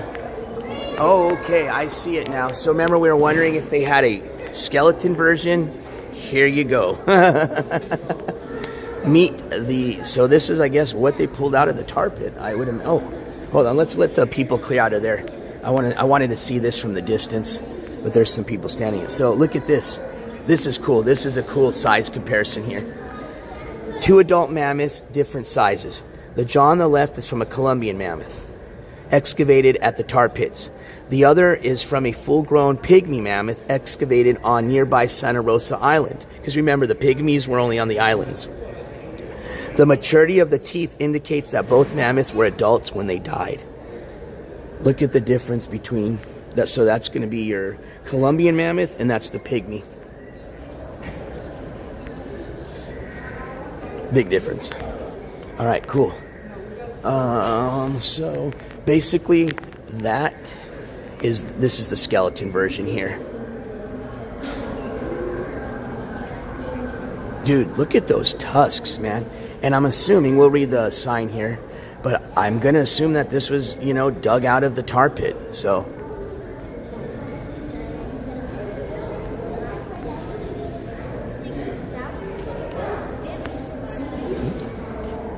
here we go. Colombian mammoth. The trumpeting of Colombian mammoths once echoed from Canada to Central America. During the Ice Age, they were the most common mammoth species in North America. So most common, but not yet the biggest. At around 12 feet tall and weighing more than 17,000 pounds, this specimen would have been an average-sized animal. They could be more than 13 feet tall. Broad, rigid molars allowed mammoths like cows and horses to graze on grasses, sedges, and other tough plants. Thanks, Roofer. I just got them. I'll check them here on my other phone. I'm pretty sure they got Wi-Fi here, so before I leave, I'll connect to it and make sure we got a good pic. But there you go. So I'm gonna ask them before we leave, and I'm gonna assume that all these were dug out of the tar pit. But I wish they would kind of say it on the sign. I think that's why they don't say it, because they're gonna like, dude, we'd have to put that on every sign. Like, duh, they all came out of the tar pit. But I just want to make sure, because when you do go to museums, sometimes those are replicas. They're not the real actual thing they dug out. So that's all I was just trying. Oh shit! Oh, literally shit! I was about to touch this, and that's why I stopped. I was like, oh shit, that's funny. I wonder how many people that happens to, dude. I'm not kidding you. I didn't even know what this was. I thought it was like a rock, and I was about to touch it, and I was like, oh shit, this shit. What the? This is funny, dude. This is what I love right here. What's up, Diane? Can you guess which animal left behind these samples? Oh my God. Extinct animals left behind tracks and dung that are most frequently preserved in caves. Guess which of the mammoth's neighbors made these prints and piles. All right, let's play a guessing game, ladies and gentlemen. Oh, it's going to give the hints. Okay, I don't want to give hints. What's this right here? No, you can't smell it. It's plastic. We'll start with the first one. Remember, these are animals. I know some of these might look like some of your guys's. Especially some of y'all that just aren't active and just stuff yourself with pizza and energy drinks. But guess, come on, let's get a guess. This is an animal. Put my own roofer next to it. I thought it was a dog. Hold on, I think you're right. Let's see. Lift it. Oh, wait, no. Oh, shit, I almost... Oh, that's good. That's smart. They have that there because I'm sure that's happened before where people get their finger. It's an American saber-tooth cat. I think that one's going to be like Salmon Andy's right there. All right, this is kind of gross in a way, but kind of interesting. What do you think this one is? Oh, we're going to play Guess Who Switch Streamers.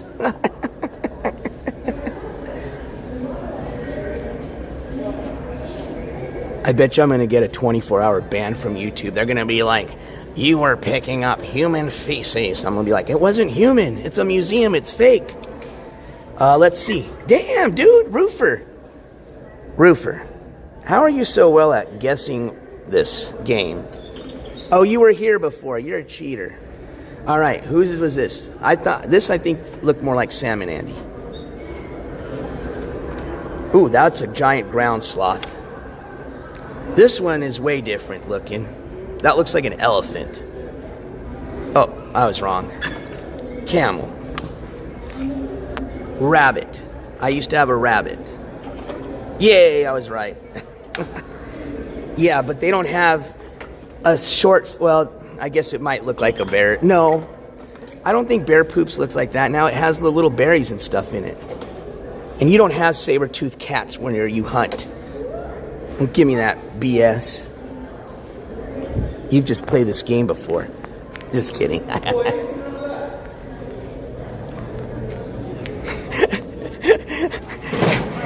There's a father, after I just left that exhibit, there's a father that's about to show his young kids the exhibit. I almost want to listen to how he's going to explain to them the difference in poop.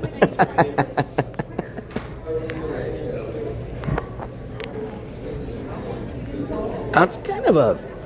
That's, I mean, for me, it's not offensive, and I thought that was a cool exhibit, but I'm surprised they have something like that here. I could easily see one of these Karens getting, offended, you know what I mean? Like, oh my God, that looks like real poop, how dare you?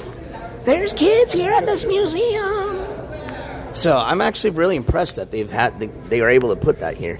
Okay, it's cool. So here we go. Let's look at some little birds. So this one's extinct. This is the Brea caraca. So these are the birds of prey. A California turkey. Whoa, look at this one. Ooh, this is cool. An ancestral California condor.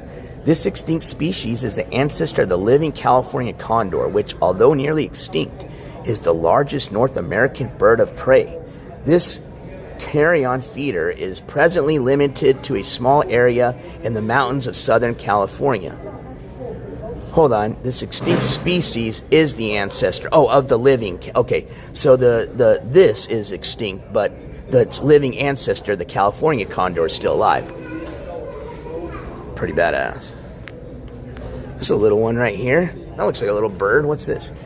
This was similar to a vulture, Egyptian vulture. So that's like a little mini vulture. It's like Ski Mask Andy. Oh, that's how, I didn't even notice. They have what it looked like behind it. Dude, I'm a dum-dum. Yeah, that's pretty badass.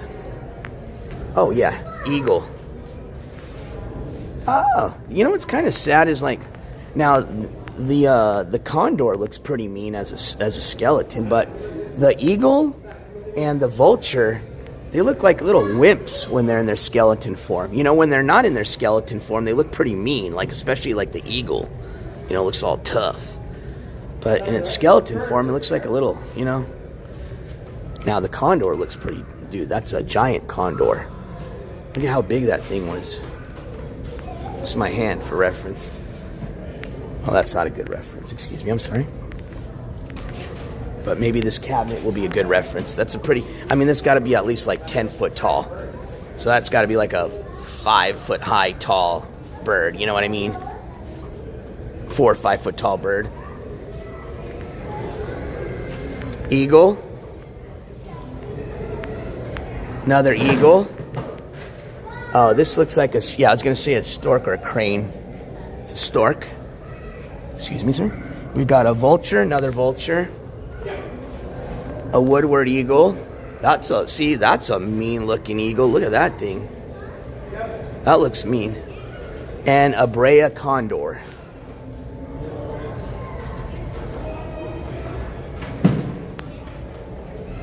Well, Bumbar, I think that's kind of his schlick, isn't it? Isn't that kind of the reason why people watch OGZ Geezers for his rants? Like, let's just be honest here, and this is just my opinion, because, you know, and I can give it because I'm not interesting at all either. But I thank you guys. I appreciate y'all at least hanging out with me. I'm just kidding. I hope I'm interesting, but I think his schlick is basically like just that whole, you know, I do things and then I complain about it and I complain about how nobody donates and then, you know, people eventually will donate because he's complaining about people not donating. That's basically how it's been going for the last 4 years that I've been watching him, or every once in a while tuning in. All right.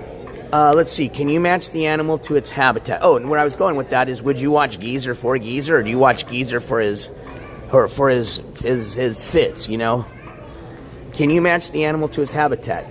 But to be honest with you, I think Geezer for like a streamer is a pretty good streamer. I mean, the guy puts the work. He goes to places.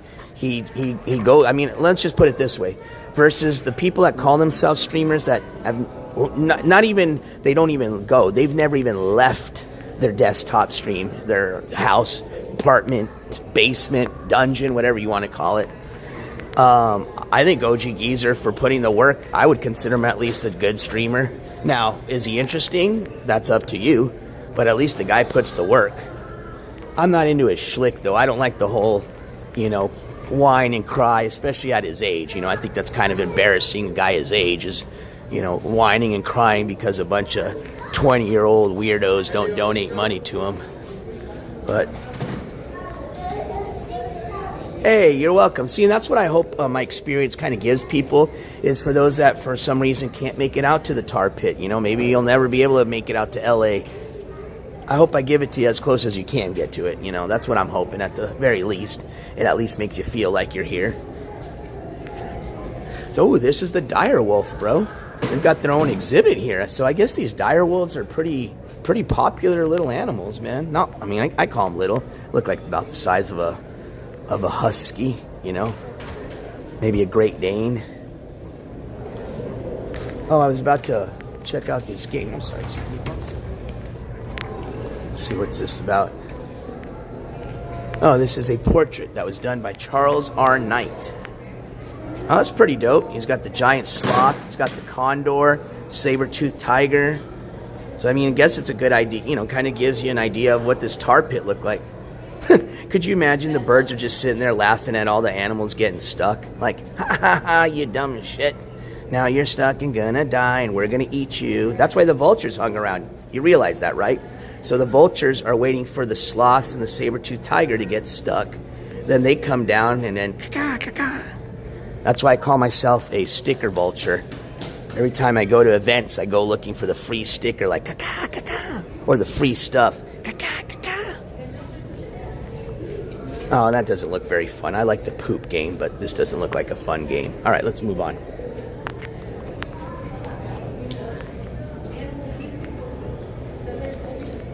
Oh, I know. I'm sure birds are dumb and they're going to fly down to like get some like insects and go, I'm stuck too. But there had to be a bird that outsmarted it. Holy shit, dude. Look at this thing. This looks like almost like a display of like a, you see out of like a restaurant of the wine bottles, you know? Like actually when we went to the Coca-Cola Museum in Atlanta, they had kind of a display like this with all the different Coca-Cola bottles and, you know, what years they came out. It was really cool. This is freaking cool. So I'm going to give you kind of an overview, give you kind of a angle here. So this is the display. This thing's huge, okay? This is probably from there to there, 5 foot, there. It's got to be 15 feet, close to 15 feet. 15, maybe like with this part that's not the display, maybe like a 12 foot by, I don't know, 12 times 4, 48, right? So 12 foot by 48 foot display. Okay, so you've got all these little skulls.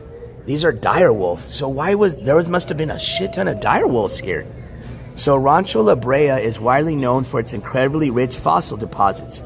These 404 dire wolf skulls represent, get this, only a portion of more than 1,600 wolves whose remains have been found here.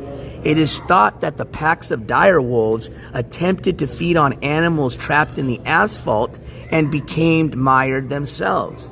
You can see that they are not all exactly alike in either size or shape. Research on these minor differences is sure to yield information about wolf evolution and population structure. That's pretty cool. So basically the wolves kind of, they basically let their greediness get in their way, you know.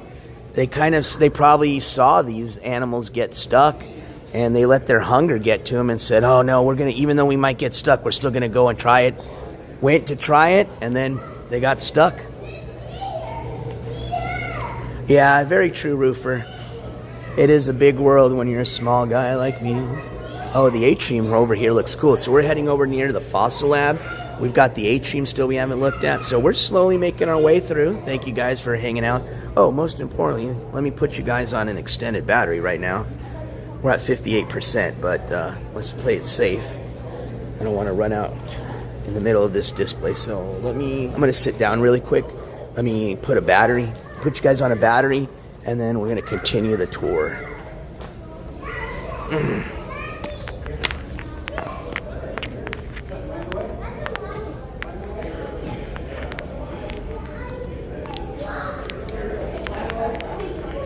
Yes, you guys can.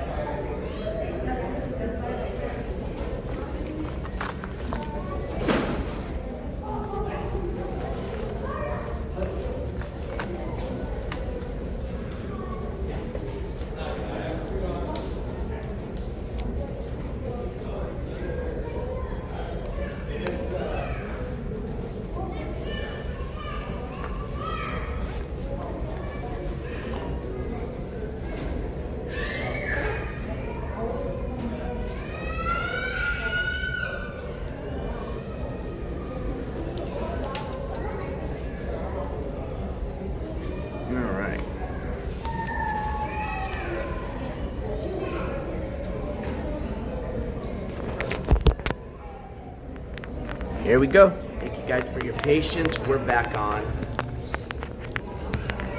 Just wanted to throw you guys on an extended battery really quick. I think we're charging. Yep, we're charging. We're good. All right, let me flip you guys back over. Diane and McKillican. So there's a few ways you can donate. So if you want to donate through YouTube, at the bottom of the chat box, you should see like it looks like a little dollar sign. You can click on that. What helps me the most is actually donating through one of the other ways, which is the links that Roofer just posted, which is through PayPal, Cash App, or Venmo. But whatever way you prefer helps the channel and is much appreciated. As a matter of fact, while we're here sitting down, let me turn on my other phone so that PayPal, I'm able to actually see that. Because unfortunately, I don't have those apps on this phone yet. I have it on my old phone. So give me 1 second. Let me turn that on. I should have done that before, but put you guys down here really quick.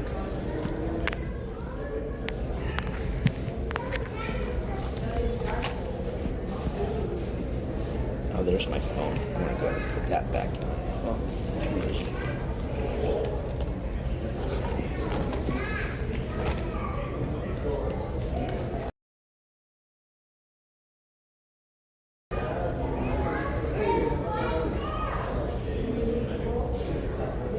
okay. Oh, I only got 6% on here, but oh well. Oh, they do have.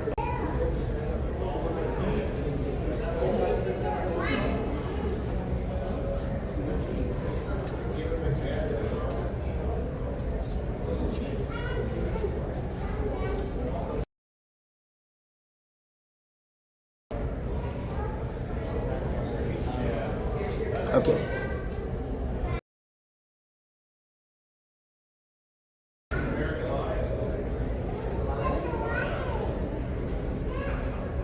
I am connected now.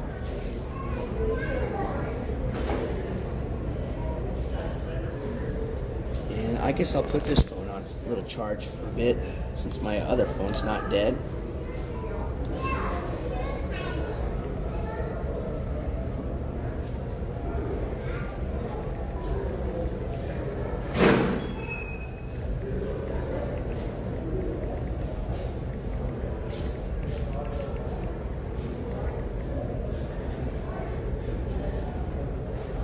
Thanks, Roofer. I just got the pictures. Whoops.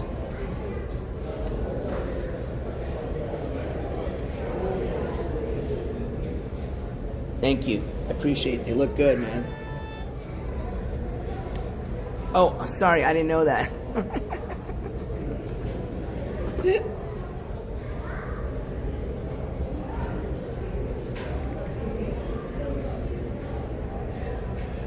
I think I got my volume up. Okay, cool.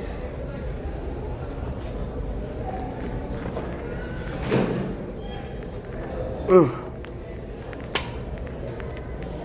Oh, there. I just barely saw you come in the chat right now, Dawson. I was messaging Dawson. I was like, I'm alive now. And she was like, I'm in chat. And I was like, oh, my bad. I didn't even know that. Ooh, look at this. This is interesting. I didn't know that they had this here. Okay, what's up with this? Did you guys know about an American lion? Look at this. What the hell? American lion. Scientists use several methods to learn how extinct animals may have looked. Yeah, okay, I was going to say it has to be extinct. Fossil comparisons show that extinct American lions resembled modern lions, and genetic research proves that they are closely related. Recently, researchers also examined an American lion skeleton found at Brea tar pits. So yes, they have found here. Using CT scanning technology, which helped them calculate that the animal's body mass could reach 900 pounds. So basically, an American lion looked kind of like similar to what the lions look now. So we did have lions here, which is cool. Now extinct, so up to 900 pounds.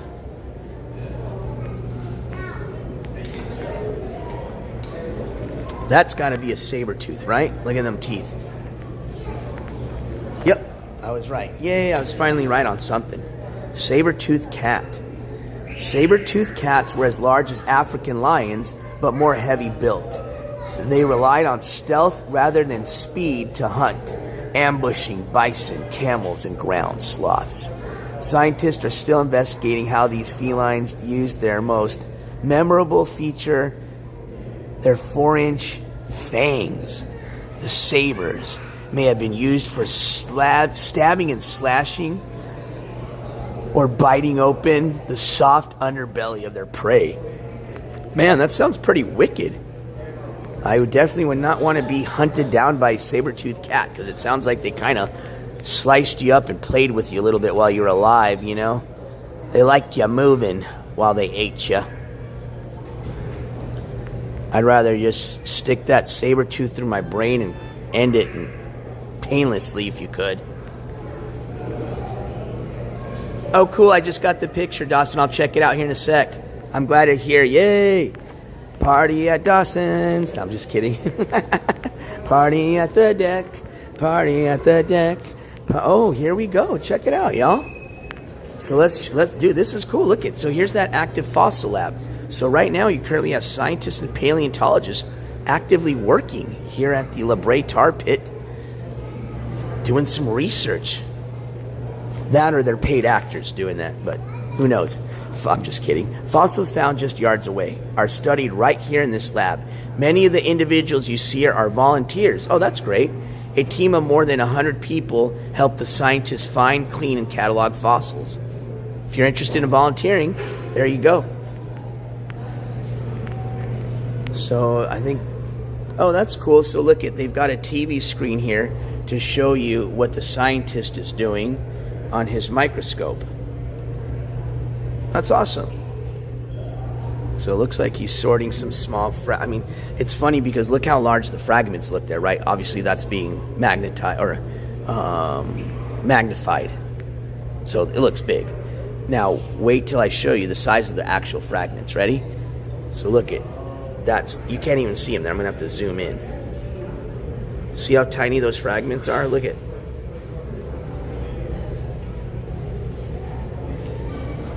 So it looks like he's sorting them from shells. Shells, so small shell fragments basically. So he's got like, I don't know if you guys saw, he's got like a chart. Look at. Oops. Oh, there you go. Let me zoom out. It's telling exactly what he's doing. He's sorting microfossils. There we go. Diane McMillan, thank you so much. I appreciate that. Let me switch this over to me. I appreciate that. Thank you so much for that $10 super sticker. I got to use my other phone so I can see it, so I'm going to do that right now. You guys know what to do in chat. Spam them gavels if you got them, please. Diane, this imaginary, it has to be imaginary. I'm sorry because I left it in the car. Gavel slam goes out to you. Pow, pow, pow, pow. Bam. I appreciate that $10 donation. As a matter of fact, let me get my other phone so I can see exactly how that super sticker looked. Oh, I keep forgetting I can read Instagram messages on this other phone too. Sorry, I'm not used to having two phones on me, so it's like, let's see here. Oh, there's our live stream. I just got to go to the, turn down my volume. Oh, I see it. Number one fan. Thank you so much. I appreciate you being a number one fan. I really do. Thank you so much. I appreciate you. All right, let me turn me down. All right, let's move on. Okay, I will, Dawson. Thank you. All right, cool. So we'll keep walking around the fossil lab. Show you what they're, I guess so. They're sorting small bones, teeth, insects, plant material, and freshwater shells. Look at this thing they have smack in the middle. It looks like a molar, right? Part of it. I think that would be the bottom, or I don't know what part, but oh no, that I see. That's probably where the, what do they call those? The tusks were maybe cut. That has to be a skull, right? There's the eye. Tusks. Oops, I'm touching the glass. Let's not do that. There's a dire wolf, I think. They're doing all sorts of crazy stuff here, but that's pretty badass, dude. Look at that. That's a huge skull.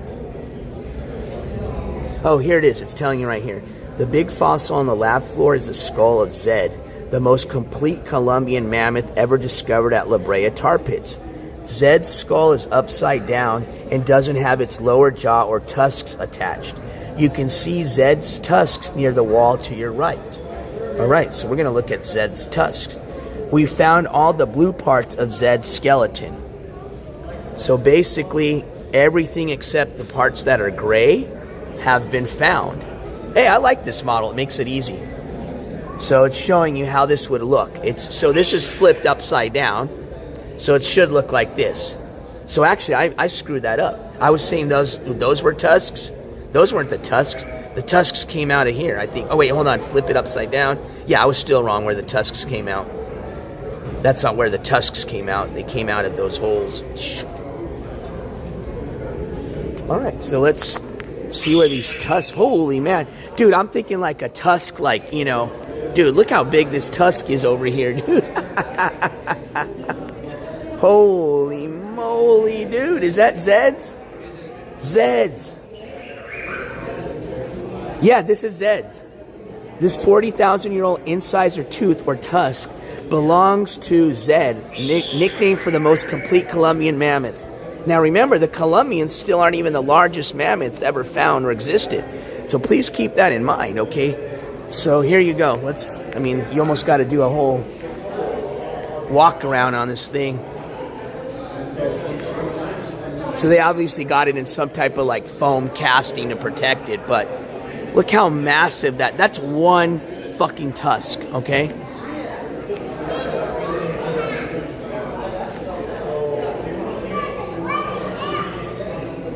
This has to be a cast. Let's see. Protecting a rare fossil. A 40,000-year-old tooth is pretty fragile. When Zed, a Columbian mammoth, was removed from the ground, his incisor tooth or tusk and other fossilized remains were encased in protective plaster jackets like this one. These jackets were transported to the fossil lab located behind you. We already saw that. Where they were opened so the fossils could be cleaned and studied. So basically, that's kind of like how it looked when it was being transported. Then they uncover it, and that's how it looks there. In transport, and once it's open and uncovered. All right, let's kind of look at what this is here, and then we'll work our way. They've got a lot more. It kind of goes there, and then remember, we still got to do the atrium. So let's start. What is all this? Oh, I guess this is going to... Oh, cool. This is going to give us a little bit of story about the excavation process. So, I guess they got some big pictures here showing you about the conserve and curate department. So you got a bunch of bins and drawers. That's where they organize everything.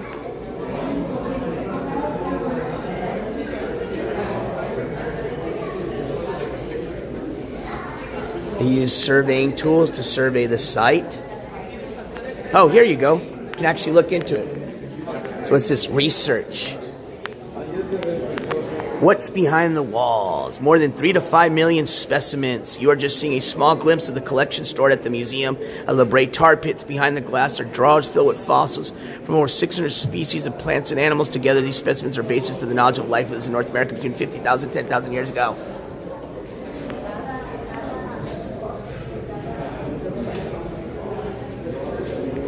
Yeah, it's you are correct, Aaron. It's still an active project. They actually have a lot of projects going on here at the same time. So it's an active site that consists of a lot of different projects. There we go.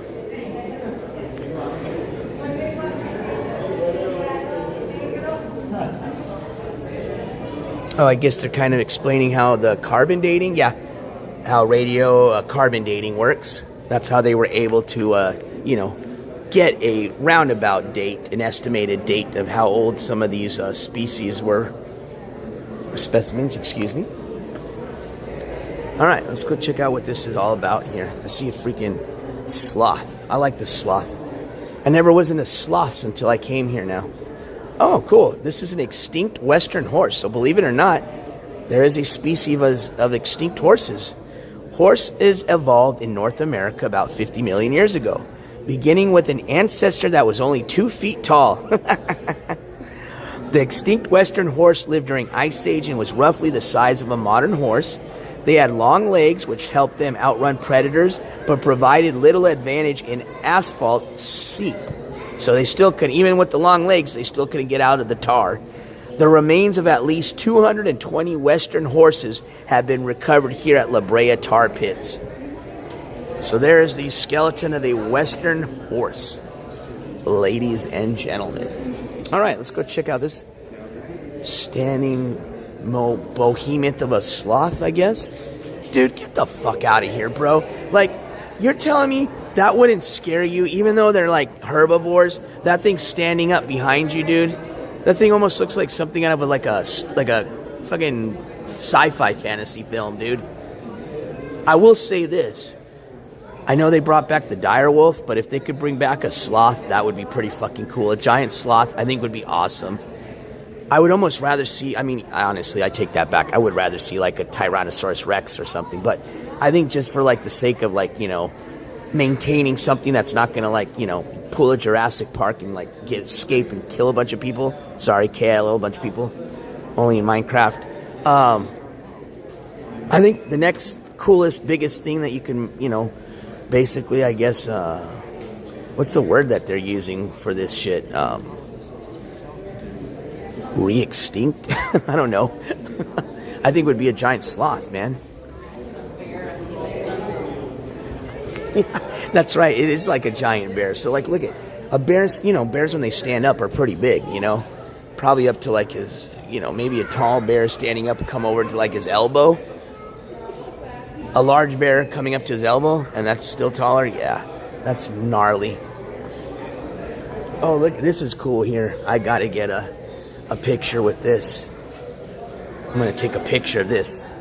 Okay, hold on, let me take a picture because I got the exhibit to myself before a lot of people start walking over here. Where'd I put my phone? Oh my God. All right, there's my phone. I pushed my wife in it.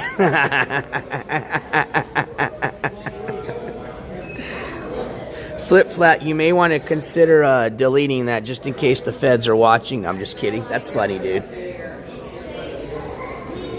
All right, where's my... Dude, I like lost my... Oh, there's my camera button. All right, so let's take a little... Don't want a selfie, I just want a picture. Okay, cool. Oh, that is sick.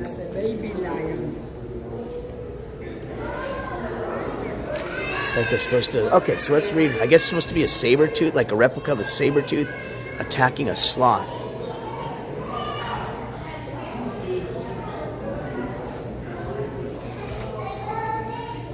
Many of the fossils found at Brea tar pits come from plants and small animals that still live in the Los Angeles region, but the large animals pictured below became extinct by 11,000 years ago. So basically what you will not find anymore, but that they did find here, you know, in the pits, are a short-faced bear, no longer here, an American mastodon, no longer here, a saber-toothed cat. Now, again, there are ancestors of these animals still here, but no longer a Harlan's ground sloth. You still have small sloths, but not giant sloths. We still have camels, but not an extinct camel.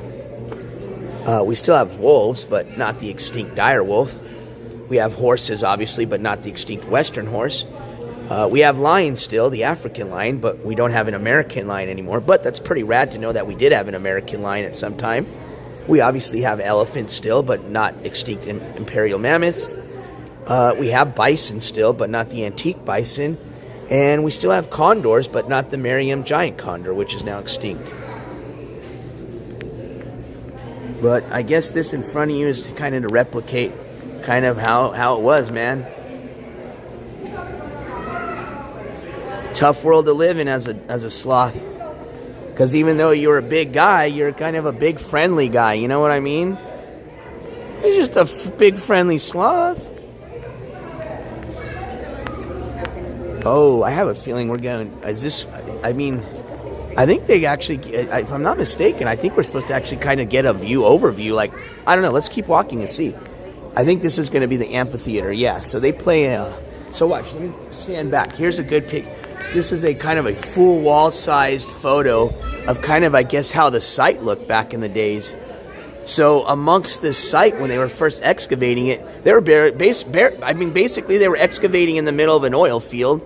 So think about that. And then this turned into where we're at now, which is Wilshire Boulevard. I'm so sorry. You're good. No, you're fine. Thank you, though. I think, right? 1 million Ice Age fossils were dug. Yeah, this is it right here. Dug up right outside these walls from 1913 to 1915. Around the time that dozens of wells pumped oil out of this ground, workers dug 96 pits here looking for fossils. In a busy 2-year period, their efforts paid off.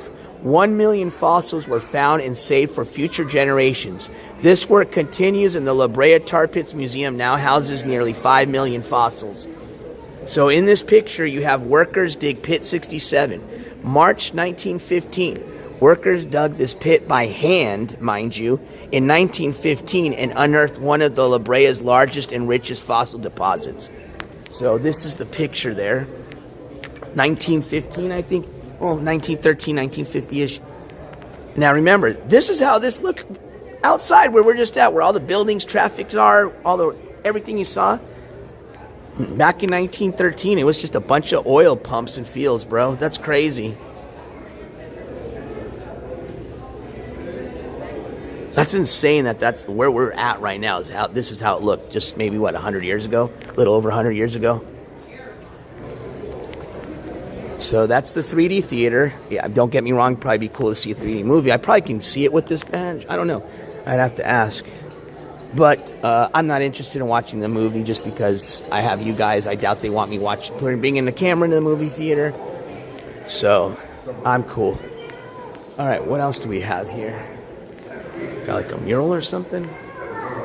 No, you're fine. I'm so sorry. No, you're okay. No, you're fine. You're fine.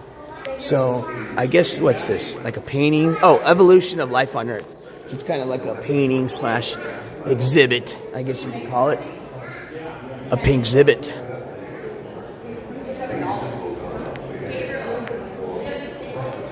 Well, Bumbar, I think, I could see that. I think what we read outside was they're saying a lot of it had to do with them coming just as so basically, the tar pit, even though, in our picture, in our mind, you're thinking like this bubbly, like black little tar pit, right? Blah, blah, blah, blah. When we read outside is the tar was actually like a few feet under a layer of water. So these animals actually were going out into this pit to get water because it looked like it was water, but then found out that obviously there's tar underneath the water and then they would get stuck. But many of them, maybe they would just walk through what looked like kind of a pit that was a shallow pit, maybe that just had a bunch of leaves and shit, covering it, and next thing you know, it's kind of like a fly trap, you know what I mean? They're just walking along and then, poof, oh shit,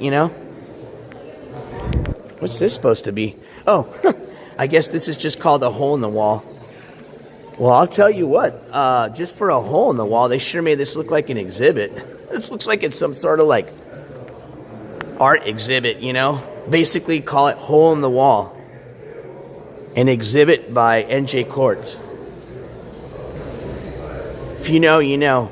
Now, my hole in the wall wasn't this big, but...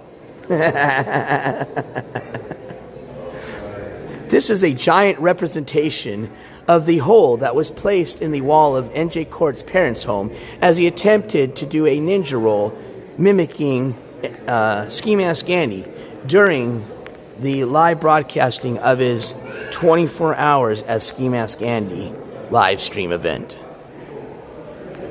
This hole was patched up by NJCourts, but over the years, because of the shitty patchwork, has deteriorated into what you see now. The hole in the wall. All right, let's continue. No, this has to be an exhibit. Shut the fuck up. You're telling me they're using the same, unless they just use it. Hold on. This is staged. This has to be. I don't know what they're doing here. There's no sign, but it looks staged. It looks like a Disneyland staged exhibit. What is this? I don't know what this is. It's kind of weirding me out. Kind of almost want to know, is it really just a construction going on, or is this an exhibit? All right. Because they're using the same tape, but maybe this is just how, it's just how it is. Yeah, it's just got to be a hole. It just kind of looked like the exhibit because they're using the same type of caution thing as the exhibit. It's pretty funny, though. So I guess it's kind of an idea of what like a science lab would be like, of one of these paleontologists cleaning up or studying some of the many specimens here. Somebody tooted. Oof, that's a little baby walked by and woof, I think it's time to change some Pampers there. I don't know what's going on with this. It looks like, oh, they got a bunch of UV light. Oh, okay. Speaking of our UV light onto the bone, I think. And I don't know if that's just a natural reaction of the bone with the UV light. That's pretty interesting. So I guess bone, just like blood and semen and spit, also responds or reacts to UV light, is I think what this is supposed to show. I don't know, Flip Flat. I'm not, but I really want to go. Actually, when we go outside of the atrium, I think it's time to take a little binky. Oh, I see something we're going to have to do. Guess what they have here? What is this? This is kind of gnarly. It's like a bunch of bones in a resin. Oh, it's supposed to be a block of bones. Okay, let's read about this. They painted it. Oh, thank you, Dawson. I'm sorry. I got that completely wrong. When we go out to the atrium, I'm going to take a little smoke break because I need one. But before we walk out, let's just see what this is about. Block of bones from pits 81. This block of asphalt containing fossil bones was removed from one of the smallest pits in 1914 and transported 7 miles to the Museum of Natural History and Exposition Park. It shows the amazing density of specimens found in the excavations. Above is a slice through the block as it might appear if the asphalt matrix was clear. So this is an actual block, okay? You can see like it's just like if they cut like a piece of cake out of the dirt, okay? All full of fossils and bones. And then basically if you would take this piece of cake and then cut another slice into it, this is basically what you would get, is something looking like this. So basically you're finding just, I mean, it's almost like the saying goes, you're just stepping over bones, you know what I mean? So that just shows just how many bones was here in this pit, man. All right, so you guys hear that? They got those penny machines here, okay? So here, once the penny machine clears, we're gonna go. You guys know I always got to get me a penny or sticker at the places we go to. Actually, a sticker here would be pretty rad. So I'm gonna get a penny and a sticker while I'm here. But let's go out to the atrium. Let's sit down and take a little smoke break, man, because I need one. Oh, this is nice. I guess this is like an open air atrium. What up, Jack Mahoff? But why would they just paint it to glow in the black light, though, Dawson? That doesn't make sense. I'm not saying what you're saying is incorrect, but I don't get it. It's just supposed to, like, look cool. Like, yo, it's a black light. I don't know. But what doesn't make sense is that bone reacts to UV light. That's why I was kind of like, what?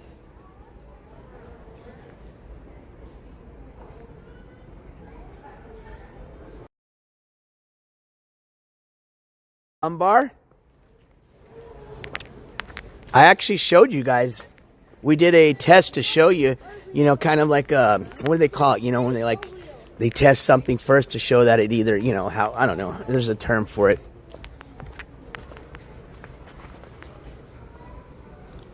To kind of show how it works. So basically, like it show, like if, for example, it's kind of like you, what's the phrase? Like when you're doing something to a scale and you're like realigning it, you know what I mean? It's kind of like that. Recalibrating. There we go. So it's kind of like when I was recalibrating my black light, I did that by showing my crotch area to show that, hey, if there was some fluids, it would show, which it didn't, thankfully.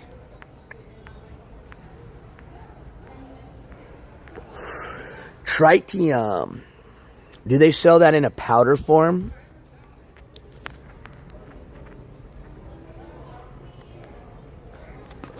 Oh, maybe I shouldn't make it so obvious I'm smoking an e-cigarette just in case you can't smoke out here. Which I think they would have a bunch of signs saying that, which I haven't seen. So I guess this is just a bunch of plants out here. It's cool. It's nice. I don't think there's anything specifically like having to do with the tar pits in this atrium. I think they just have it here just as a nice place to get some fresh air and see some, you know, plants and maybe come out and smoke if you smoke vapes. Technically it's open air, so I'm not sure how the smoking ordinance or laws in Los Angeles. I doubt you could light up a cigarette in here, but I'm sure they don't mind the vapes.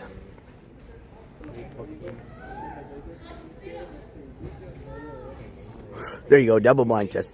Okay, I was thinking it was that's that stuff that they use basically is what makes like the glow sticks and things like that. I think I was wrong then. Okay, so let's continue.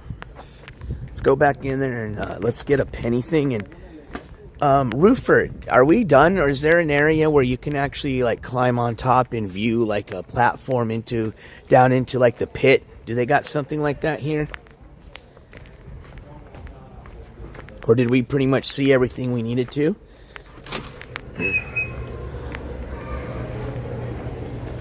Oh, I also have the map, so we'll look at the map. Let's see. Get my little map here. So actually, let me just go back down to where we were and make sure that there's no more area we can keep walking to. And then we'll check the map and make sure that we've seen everything we're supposed to. Oh, that's an emergency. I'm sorry, excuse me. Excuse me.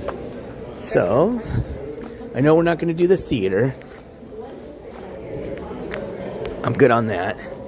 We stopped here. Oh, yeah. Okay, so we kind of came back around here. So I have a feeling that's it. Now, I am still going to get a penny. Yeah, that has to be it. Now, I'll double check the map to make sure, but we'll walk through we definitely got to get a sticker, so we're going to walk through the gift shop. I'm going to get me one of these little penny souvenirs. There they are. Okay, I'll see if it is open to the public, and we'll double check. So I'm going to assume they're the same machines. So here we go. Man. Oh yeah, we're getting a saber-tooth. They got the dire wolf. They got the bison. Why didn't they have anything cool like the mammoths? I would have loved to get a mammoth. I don't know, are those? I think they do have different ones. So first, let's get the coins and dollars. We may have to go into the gift shop to get change. So it's $1 each, pennies included. So we just need $1. Okay. Oh yeah, we're gonna do that. That one's got different. I think that why this one's more popular because it's got cooler. It's got the actual. I was like, I want one with the mastodon. All right, so let's get $1 out.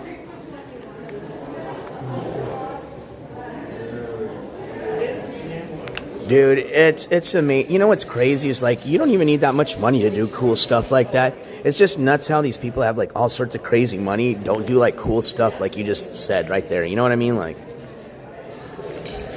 if I had a lot of money, well, one, I would give it away. I'm not like, I don't like to be greedy like that. Like, could you imagine dying and like leaving this world and you got like, I mean, yeah, I get it. You're going to like, you know, spread it to your family and friends, you know, I would imagine, you know, leave some of your money to them, your inheritance. But still, I think it's kind of sad when you see these people just die with like a shit ton of money in their account. For the most part, the people that get it are family and friends that may not even care about that person anymore. And it's like, why didn't you just use that money to like do cool stuff, like fly to space, like fucking open up a fucking museum or something? I don't know. You know what I mean? Like, instead they just die with a bunch of cars, a big house, and a family fighting over their money, you know?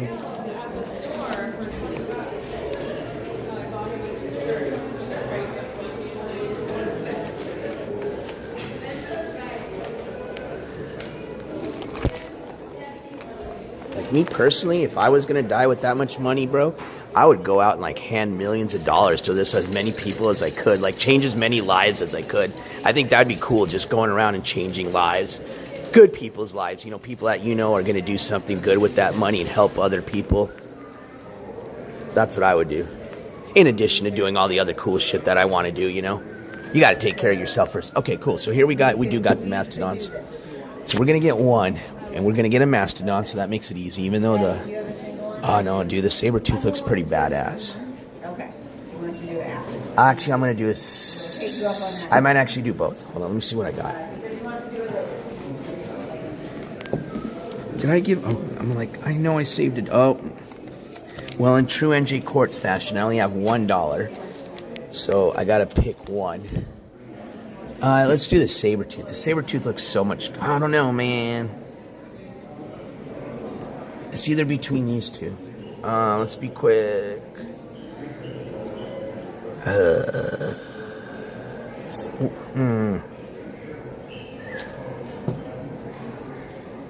Let's get the Saber-tooth. They both were here at Brea, so I can't be like, oh, well, the mastodon, and they both were talked about just as much. Oh, hold on, you got to position this first. Come on, I've done this long enough to know. Turn handle and engraving you want is next to before you put the money. All right, so we're going to go Saber-tooth.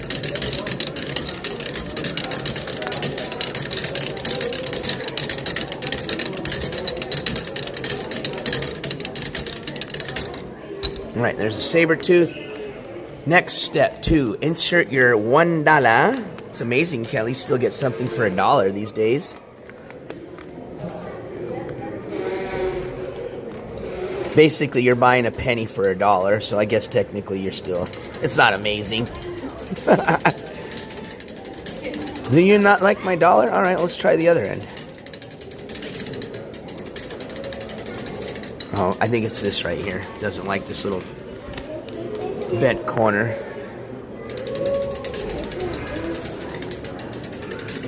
There we go. Okay, so we insert the $1. Step 3.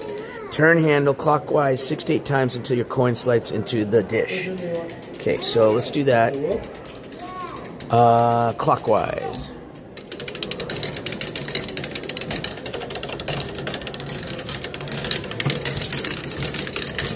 There it is. All right, let me get my wallet and then we'll see how this turned out. All right. That would be pretty cool because Boulevard, I actually have a shit ton of these press coins. I've been collecting these. So basically every road trip I've done with the channel that is a place that we visited where you could do these, I've done one. That's why I do it. I mean, it sounds silly, but it's kind of I already started the collection, so I'm going to just keep doing it. But yeah, basically every place I've been with the channel that has a penny machine, I do it. And I will say this, I am happy that I did the Saber-tooth because it came out fucking awesome, dude. That's a good engraving right there. Solid engraving. You can see the Saber-tooth good. Yeah, that was worth $1 for sure. Sometimes some of these come out a little shitty. This one is on point. All right, I like. So let's not leave our wallet right there, yeah? I've never been to Niagara Falls. Definitely on the bucket to-do list for sure. I would love to go to Niagara Falls one of these days. But I've never been. Never been to Yosemite. Honestly, I've never been to a lot of the... I have not been to what I would... Other than the Grand Canyon, I would say... And, all those state national parks. Like, White Sands is a national park in my state. I've been to that. But other than the Grand Canyon, as far as other states and their parks, I've not been to a lot of national parks. So that's why I'm hoping to hit some of them in California on this trip, like either obviously the Redwoods or the Sequoia National Park. We're going to go to the Golden Gate State, or I don't think a Golden Gate's a national park. It might be a state, but I think it's national park. There's even here in California, Yosemite National Park. Part of Yosemite's in California. So.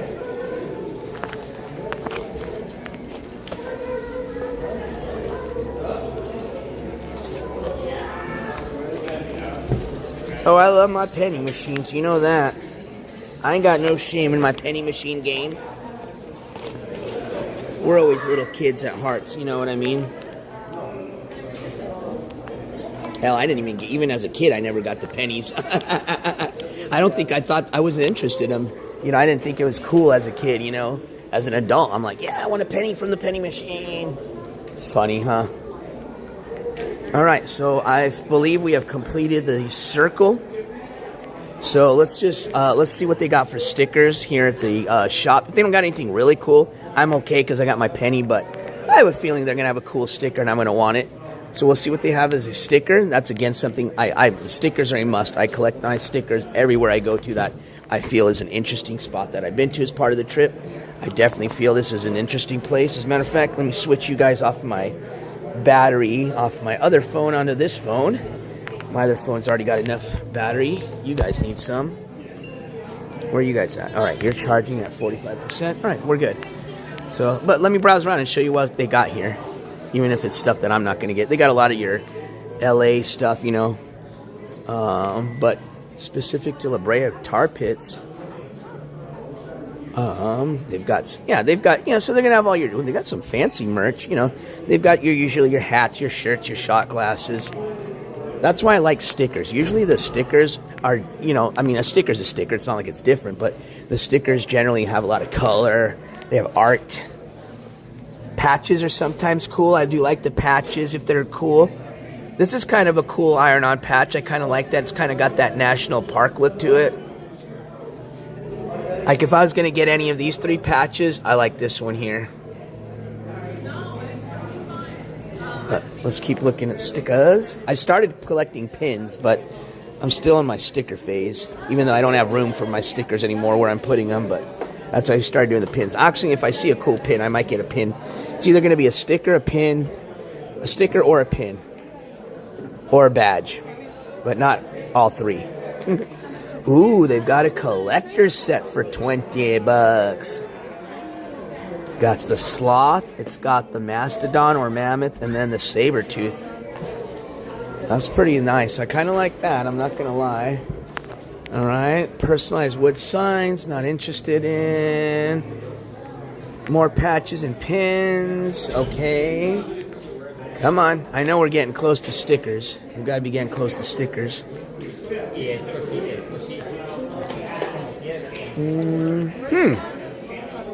That's kind of weird, unless I just skipped it. I didn't see any stickers.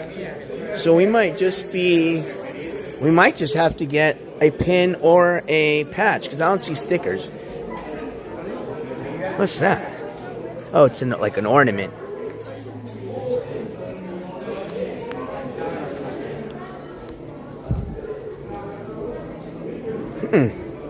Oh, there they are. They got. I was like, they gotta have stickers. How could you not have stickers? All right. Oh, they got some cool ones too. All right.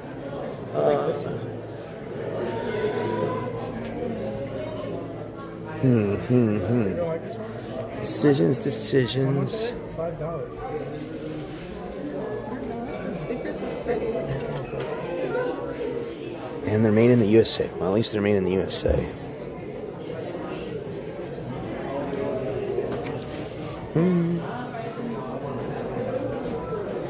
Excuse me. No, you're fine. Okay. So I want to get one that's got the La Brea pits. And actually, we'll look at this here because $5. No, $5 is okay. I mean, I would probably we'll see what the pin is, because if the pin's not much more, I do like the pins.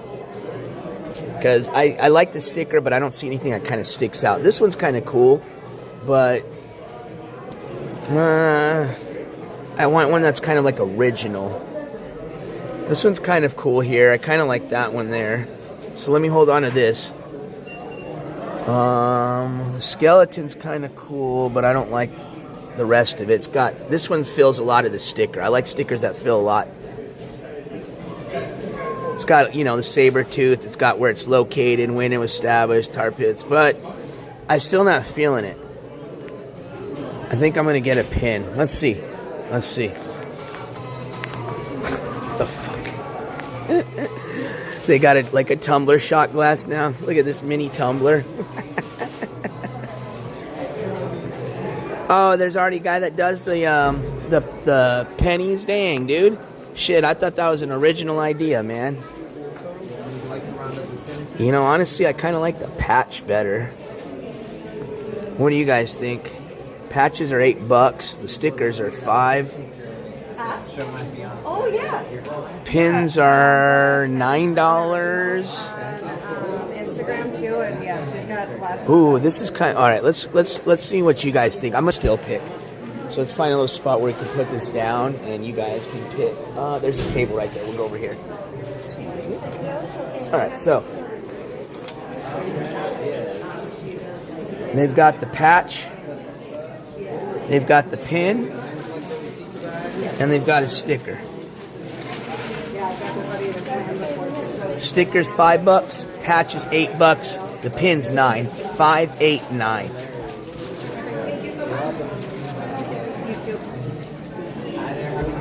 That one has the Brea tar pits and museum. Got the Saber-tooth. I kind of like the patch, dude. I really like the patch, to be honest with you.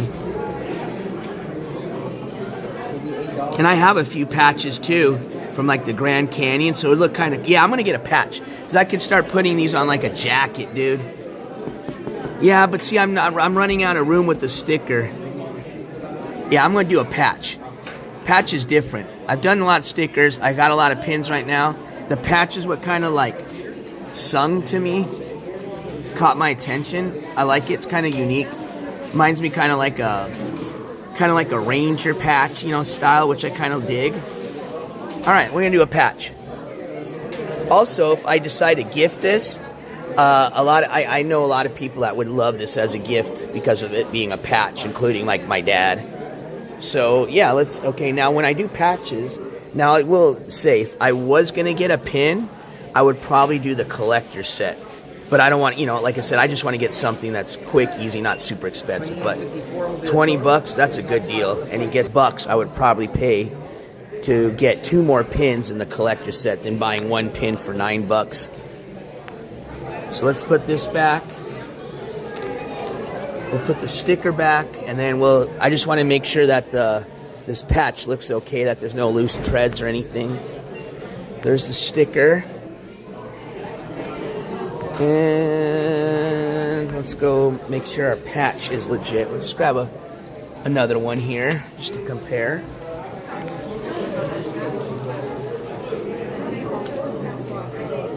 I kind of like this one because it's flat. Yeah, let's get this one right here. All right. I'll tell you what, if I was here in this area, I would definitely... Oh, it's the gift shop team. I guess it would be kind of cool to work here at the gift shop. I'd rather work, you know, I'd rather even be a custodian just to walk around the museum and check out all the exhibits while I clean. Dawson, well, so I don't want to say tonight's plans really, because I'm just going to basically from here, we're going straight to Hollywood. I'm going to take you guys on the stream. I don't know if it's going to go all the way till night, but we're going to continue right from here. We're going to Hollywood Boulevard, so. But yeah, we didn't do much last night too. I ended up kind of taking a little power nap.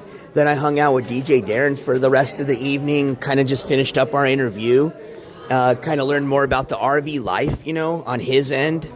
And then DJ Darren was nice enough to find me a good parking spot for the night. And I spent the night in a secured parking spot for free. And then left early this morning. And then we started our streaming over at the Griffith Park. Okay, so let's get in line because this line is starting to get long.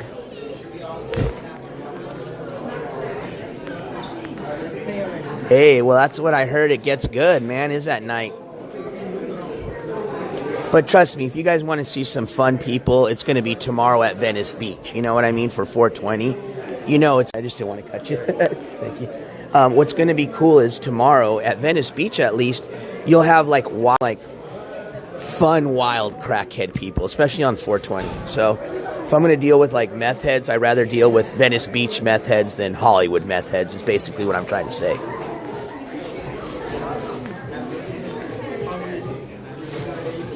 And I'm not even from here. That's just watching the streams from all the other West Coast streamers.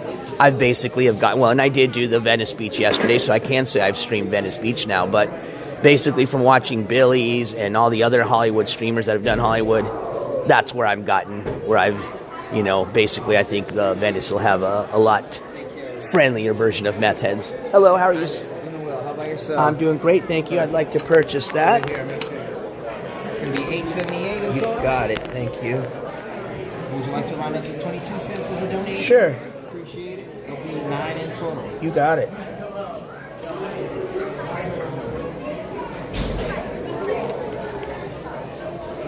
It'll be card. Yeah, it'll be card, yes, sir. It'll be all set. It's tap on the bottom left corner there. Okay. If you do need a receipt. Please, if you don't mind.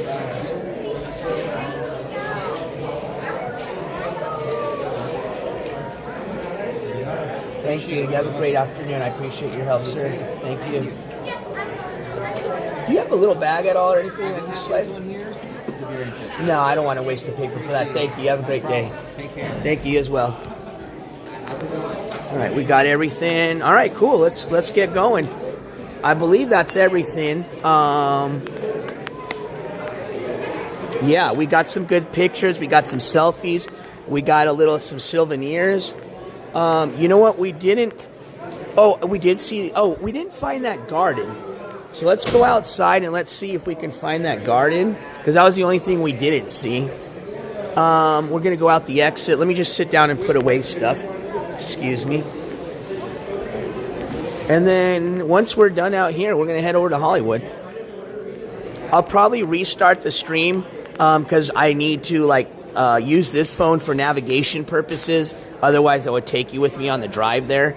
So what we'll do is we'll just make sure we walked around everywhere we had here. I'll say goodbye. I'll walk you to the car, or you walk me to the car. And I'll say goodbye, and then I'm going to drive straight to Hollywood, which shouldn't take too long. I'll figure out a good place to park there, and then we'll start the stream in Hollywood, man. We'll see you back in Hollywood whenever we end this one. That sounds like a game plan. Oh, there's mad souvenirs on Hollywood. You know we're going to have to get a Hollywood sticker. You know what I mean? Maybe they even have a cool Hollywood shirt. We'll see. But you know, as a tourist, I got to get me a Hollywood Boulevard souvenir. It's like a must. That Boulevard's got so much history with like the streaming and IRL communities. It's kind of like a must, dude.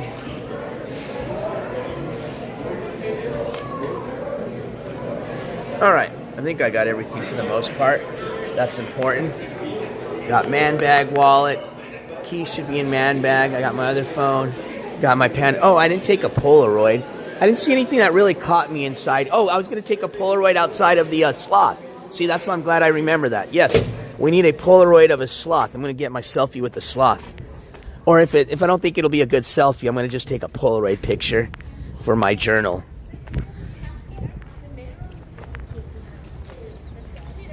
$3 hours from here to Hollywood? It's not take 3 fucking hours. Hell no. If that's the case, then I'll just do Hollywood tomorrow. We'll see. Let's look at my other phone. I got Wi-Fi. Because I was wondering about that. Because, see, we could do... If I don't think I'd have enough time for today, I could always do Hollywood tomorrow, like first half, and then we can do 420 at Venice. But I almost prefer to do Hollywood today and just do like 420 stuff tomorrow, including if it's just going to be all Venice Beach we stay at for the day. So,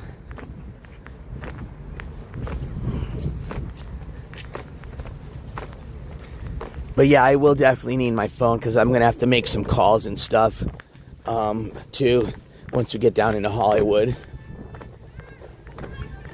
Hey, thank you so much. I think we just got a donation. Hold on. That just came through on one of my phones. Give me a second here.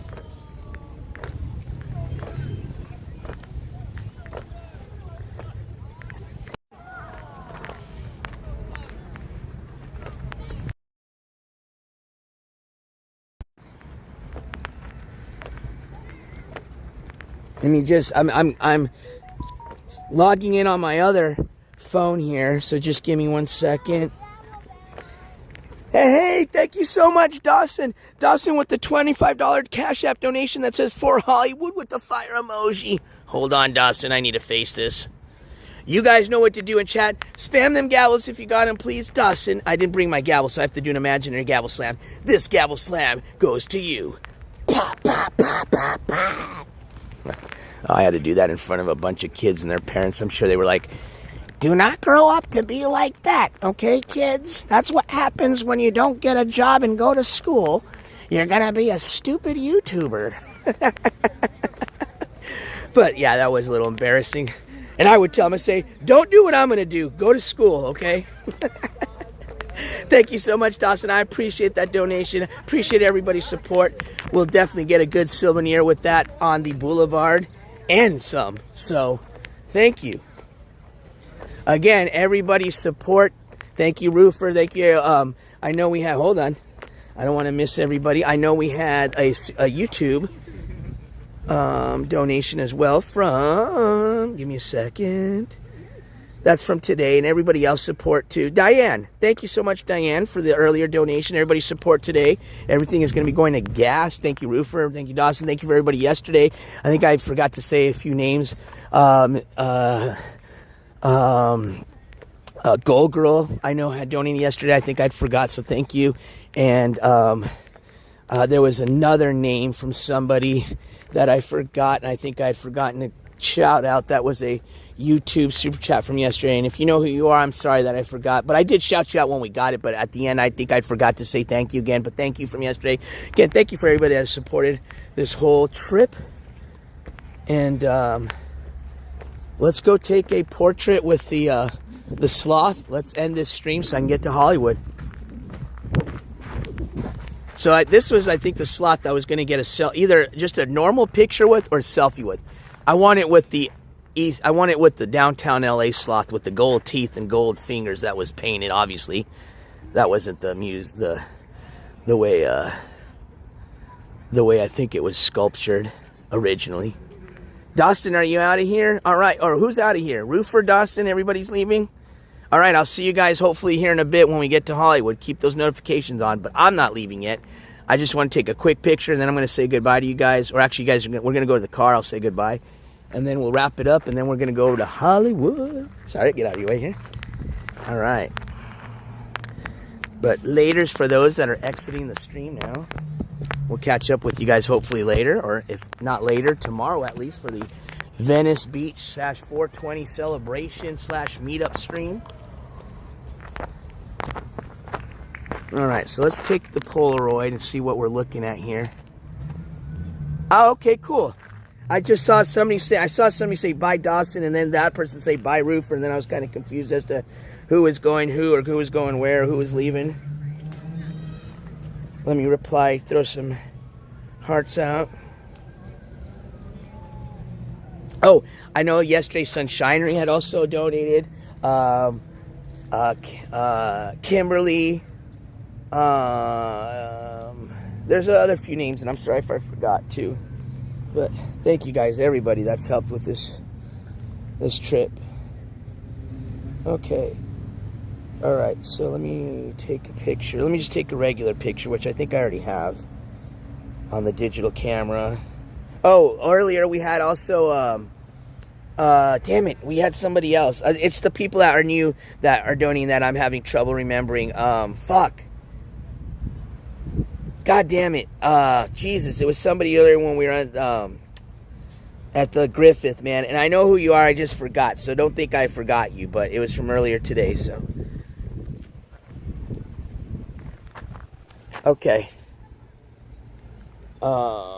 Camera. Let me take a picture of my homeboy here. With the gold teeth. And then we're going to get a Polaroid. I like the sun hitting them.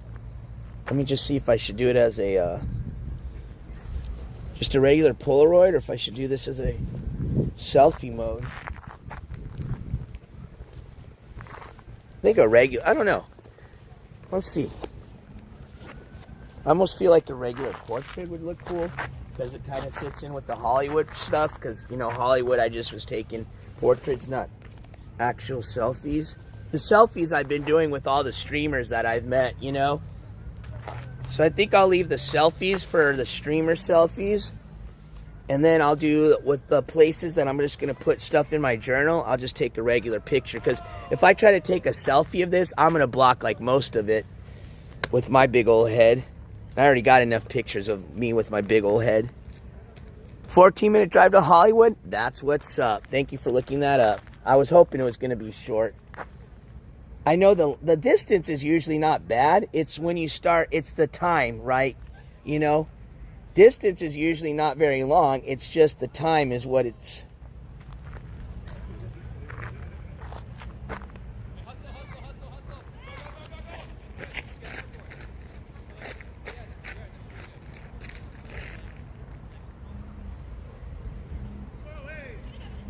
All right, smile, sloth.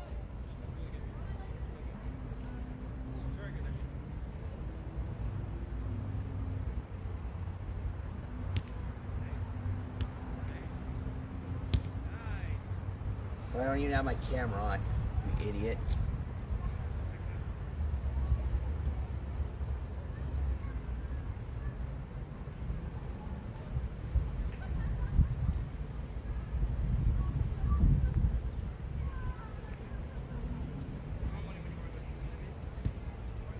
All right. Let's see how this one came. I like this camera so much because, like, one, you really focus on taking a good picture because, you know, they're expensive Polaroids. But two, I like the little bit of weight that you get, you know, waiting for it to develop. You know what I mean? And while you're waiting, you're kind of hoping that, yeah, I hope it came out good. And then when it does, it's kind of like, yeah. But then when I haven't had one so far that I haven't been happy with. The Hollywood sign ones, I wish I would have been able to get the Hollywood sign a lot clearer. But for the distance that I was and the, you know, basic just Polaroid camera I have, you can still see it. It shows what it was supposed to do. It's a nice picture, but so far all my pictures have been okay. But let's see how the sloth came. This one I didn't do it in the selfie mode or close-up mode. So even though I feel that I was kind of at the perfect distance of not being in selfie mode and being in like just regular mode, but let's see, I could have maybe put it on selfie mode. No, it's a good one. It's good. I kind of have enough. Yeah, I like it. I like it. I'm trying to avoid taking pictures where I got like too much of the ground and too much of the sky. This one's got perfect amount. Still developing. It's a sloth. It does look like a bear, but this one is this is the ghetto sloth. They painted his teeth gold and his nails gold.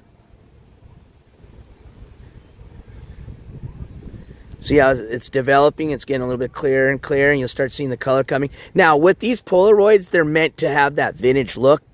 So before I get people going, oh my God, yes, I'm sure. Watch, let's go read what it says.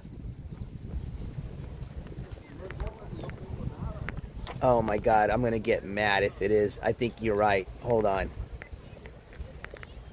No, I didn't read about any bears here. Everything was sloths. Okay, that's about the tree. Oh, there's the prehistoric garden. Watch, I'll show you guys. Oh, fuck. Let's read about this thing.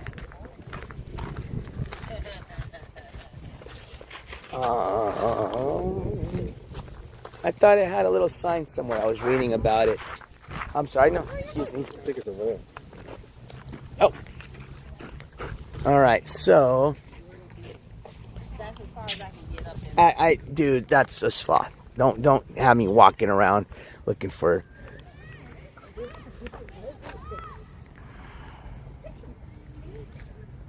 No, we're at the sloth park though. Look let me show you another one. Here, let me show you. They look kind of like bears, but they're not. It's a sloth, I can assure you. Watch, here, they're going to go the other sloths over here. You're going to say the same thing and be like, oh, that's a bear. But they're sloths.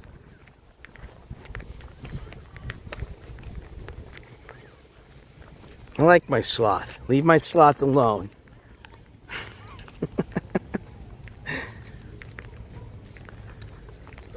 Huh? Crazy. Flip. Well, you know what's even funnier and crazier is how now Polaroids have become like a like kind of like a gimmick, you know, like a cool thing, you know, like, ooh, I want to get me a cool old, you know, well, it's not mine's not old, you know, it's meant to look old or retro, but basically. All right, let me show you. See, they even painted these guys' nails gold too. Those are sloths. They may look kind of like a bear too.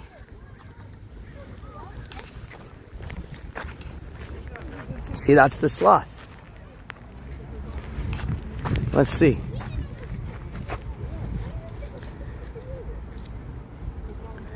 Really?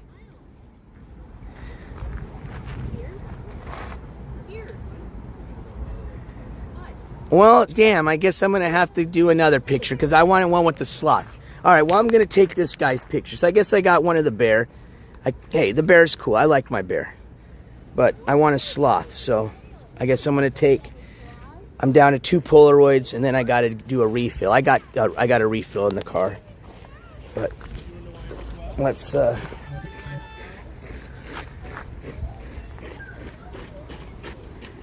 right.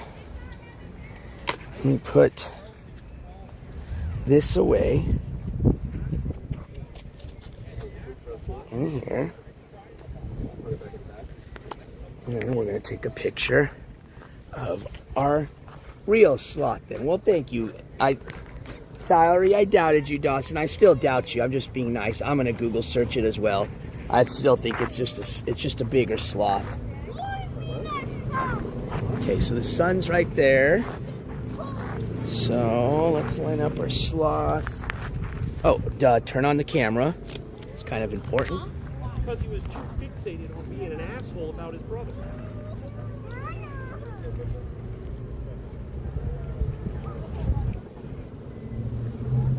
Not too much ground, not too much sky, not too much ground. You kind of see my shadow. Oh no, that's a shadow of the tree. I don't want. Well, I'm gonna have a shadow anyway, so it doesn't matter. Oh, I want the gold. I want to see the gold, the claws. You got to see the claws too. There we go. Oh man, I wish that. Hold on, let me. I'm gonna see. I like to get both of them in the shot. So let me wait till that. There's a family playing on the other one. Let me see if they get off. What up, Skylar? A bear source. What up, Maniac? Well, I found out it's not a sloth. You're right. It wasn't a sloth. Now this is a sloth right there. I guess what I thought was a sloth earlier, and I took a picture because I wanted a picture of the sloth, was a bear. So chat was right. Chat was right. Haha, you got me. Tee-hee-hee-hee. All right, so here in a second, I'm going to take a picture of both the sloths here. So I got my picture of my sloths so I can put in my little journal.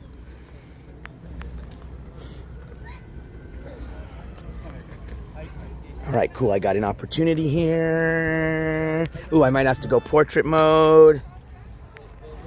All right, I don't have a lot of time, so line this up good. Fucking shit. Come on, NJ. Damn it. I don't want those people in the background. Please walk away. Please walk away. God damn it. All right, hold on. I'm going to get it right here. Everybody's walking away. Line it up. Line it up.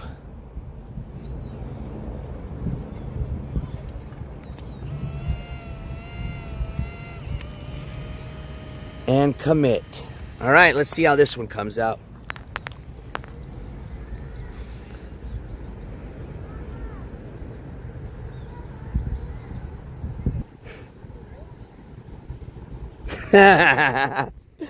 Oh, I'm sure we could have done some fun ones. I would have liked to gotten somebody to take me a picture riding that one. That would have looked cool. What up, Bing Gang? I am clumsy. Tomorrow's gonna be the shit, bro. I hope you can come into chat. We're gonna have a big. I mean, it's not gonna be super big, but should be a really good turnout for the streamer meetup. It's gonna be sick tomorrow. Venice Beach, 420. We're gonna do some other things for 420. I'm gonna be with the loser. Oh, gonna meet up with all sorts of people. It's gonna be fucking the shit. But thanks, clumsy. I'm gonna enjoy. All right.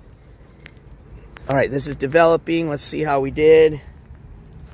Let me get my cover on the, close this up, get the cover back on. Dude, I love this case, bro. Team U for the score on this freaking carrying case for this. All right.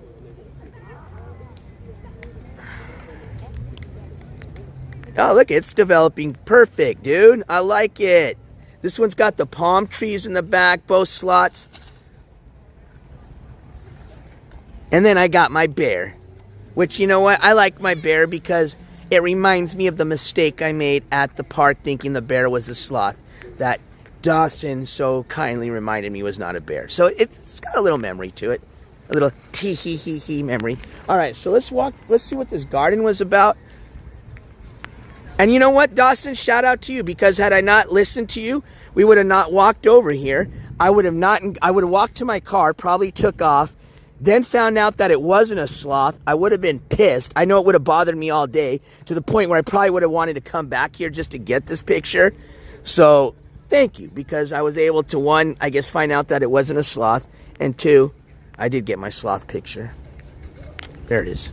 Well, it's still developing, but it looks good. I like it. I like it a lot. Let's go to the shade.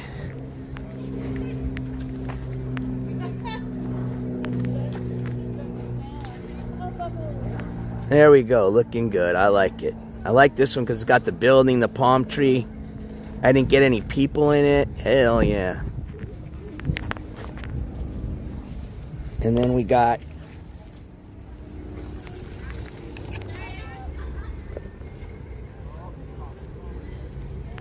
Mr. Bear. Why do they have a random bear there? They never talked about finding bears in the tar pit. I still think it's a sloth, but I'm just going to be nice with you guys. Just kidding. Shake it. Shake it. That was a good song. Shaking like a pond. Dude, Outkast was sick back in the days. Shaking like a Polaroid picture. Yeah, I always butcher songs. You don't want me to go there. All right. Let's get our case back on. Get you guys back on the battery. I don't know why you guys aren't on my battery right now as we're speaking. That's stupid. Should always have you on an extended battery, especially if we're going to Hollywood right now. But the cool thing is, at least my car's got a fast C charger already built in. My rental, it's not my car. And that does help a lot getting these.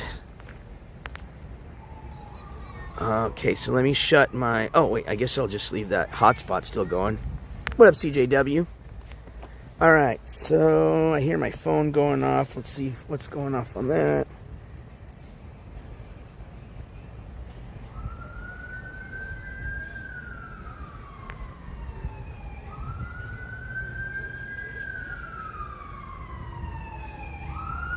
Oh, cool. Thank you. I just got that message, Instagram message, about the courthouse and all that stuff. So being downtown. So good to know. We're very close to downtown LA and the courthouse here in downtown LA, which I may or may not have some business to attend to. All right. Did I also tell you guys I have all my FOIA requests came in from the Saint case? So some point, either this weekend or maybe Monday or Tuesday, I mean, honestly, it's no rush. I have all 3 incident reports for the 3 arrests and 3 cases that Saint is charging right now, or facing. And they are very interesting. I'll just leave it at that.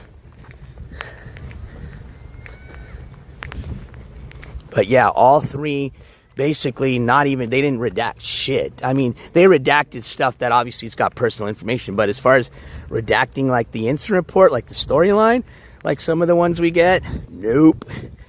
Everything's in there. All the juicy details. What's up, dude? Check me on Instagram. What's yours? Oh, cool. JSaucy4, bro. _4, bro. What's yours? I'm on NJCourts on YouTube. Hey, that's dope, dude. Hey, have a good day, you're man. live, Enjoy the brother. Have a pits. good one, man. You too, brother. Shout out, shout out. Always got to do some shout outs. That's what's up.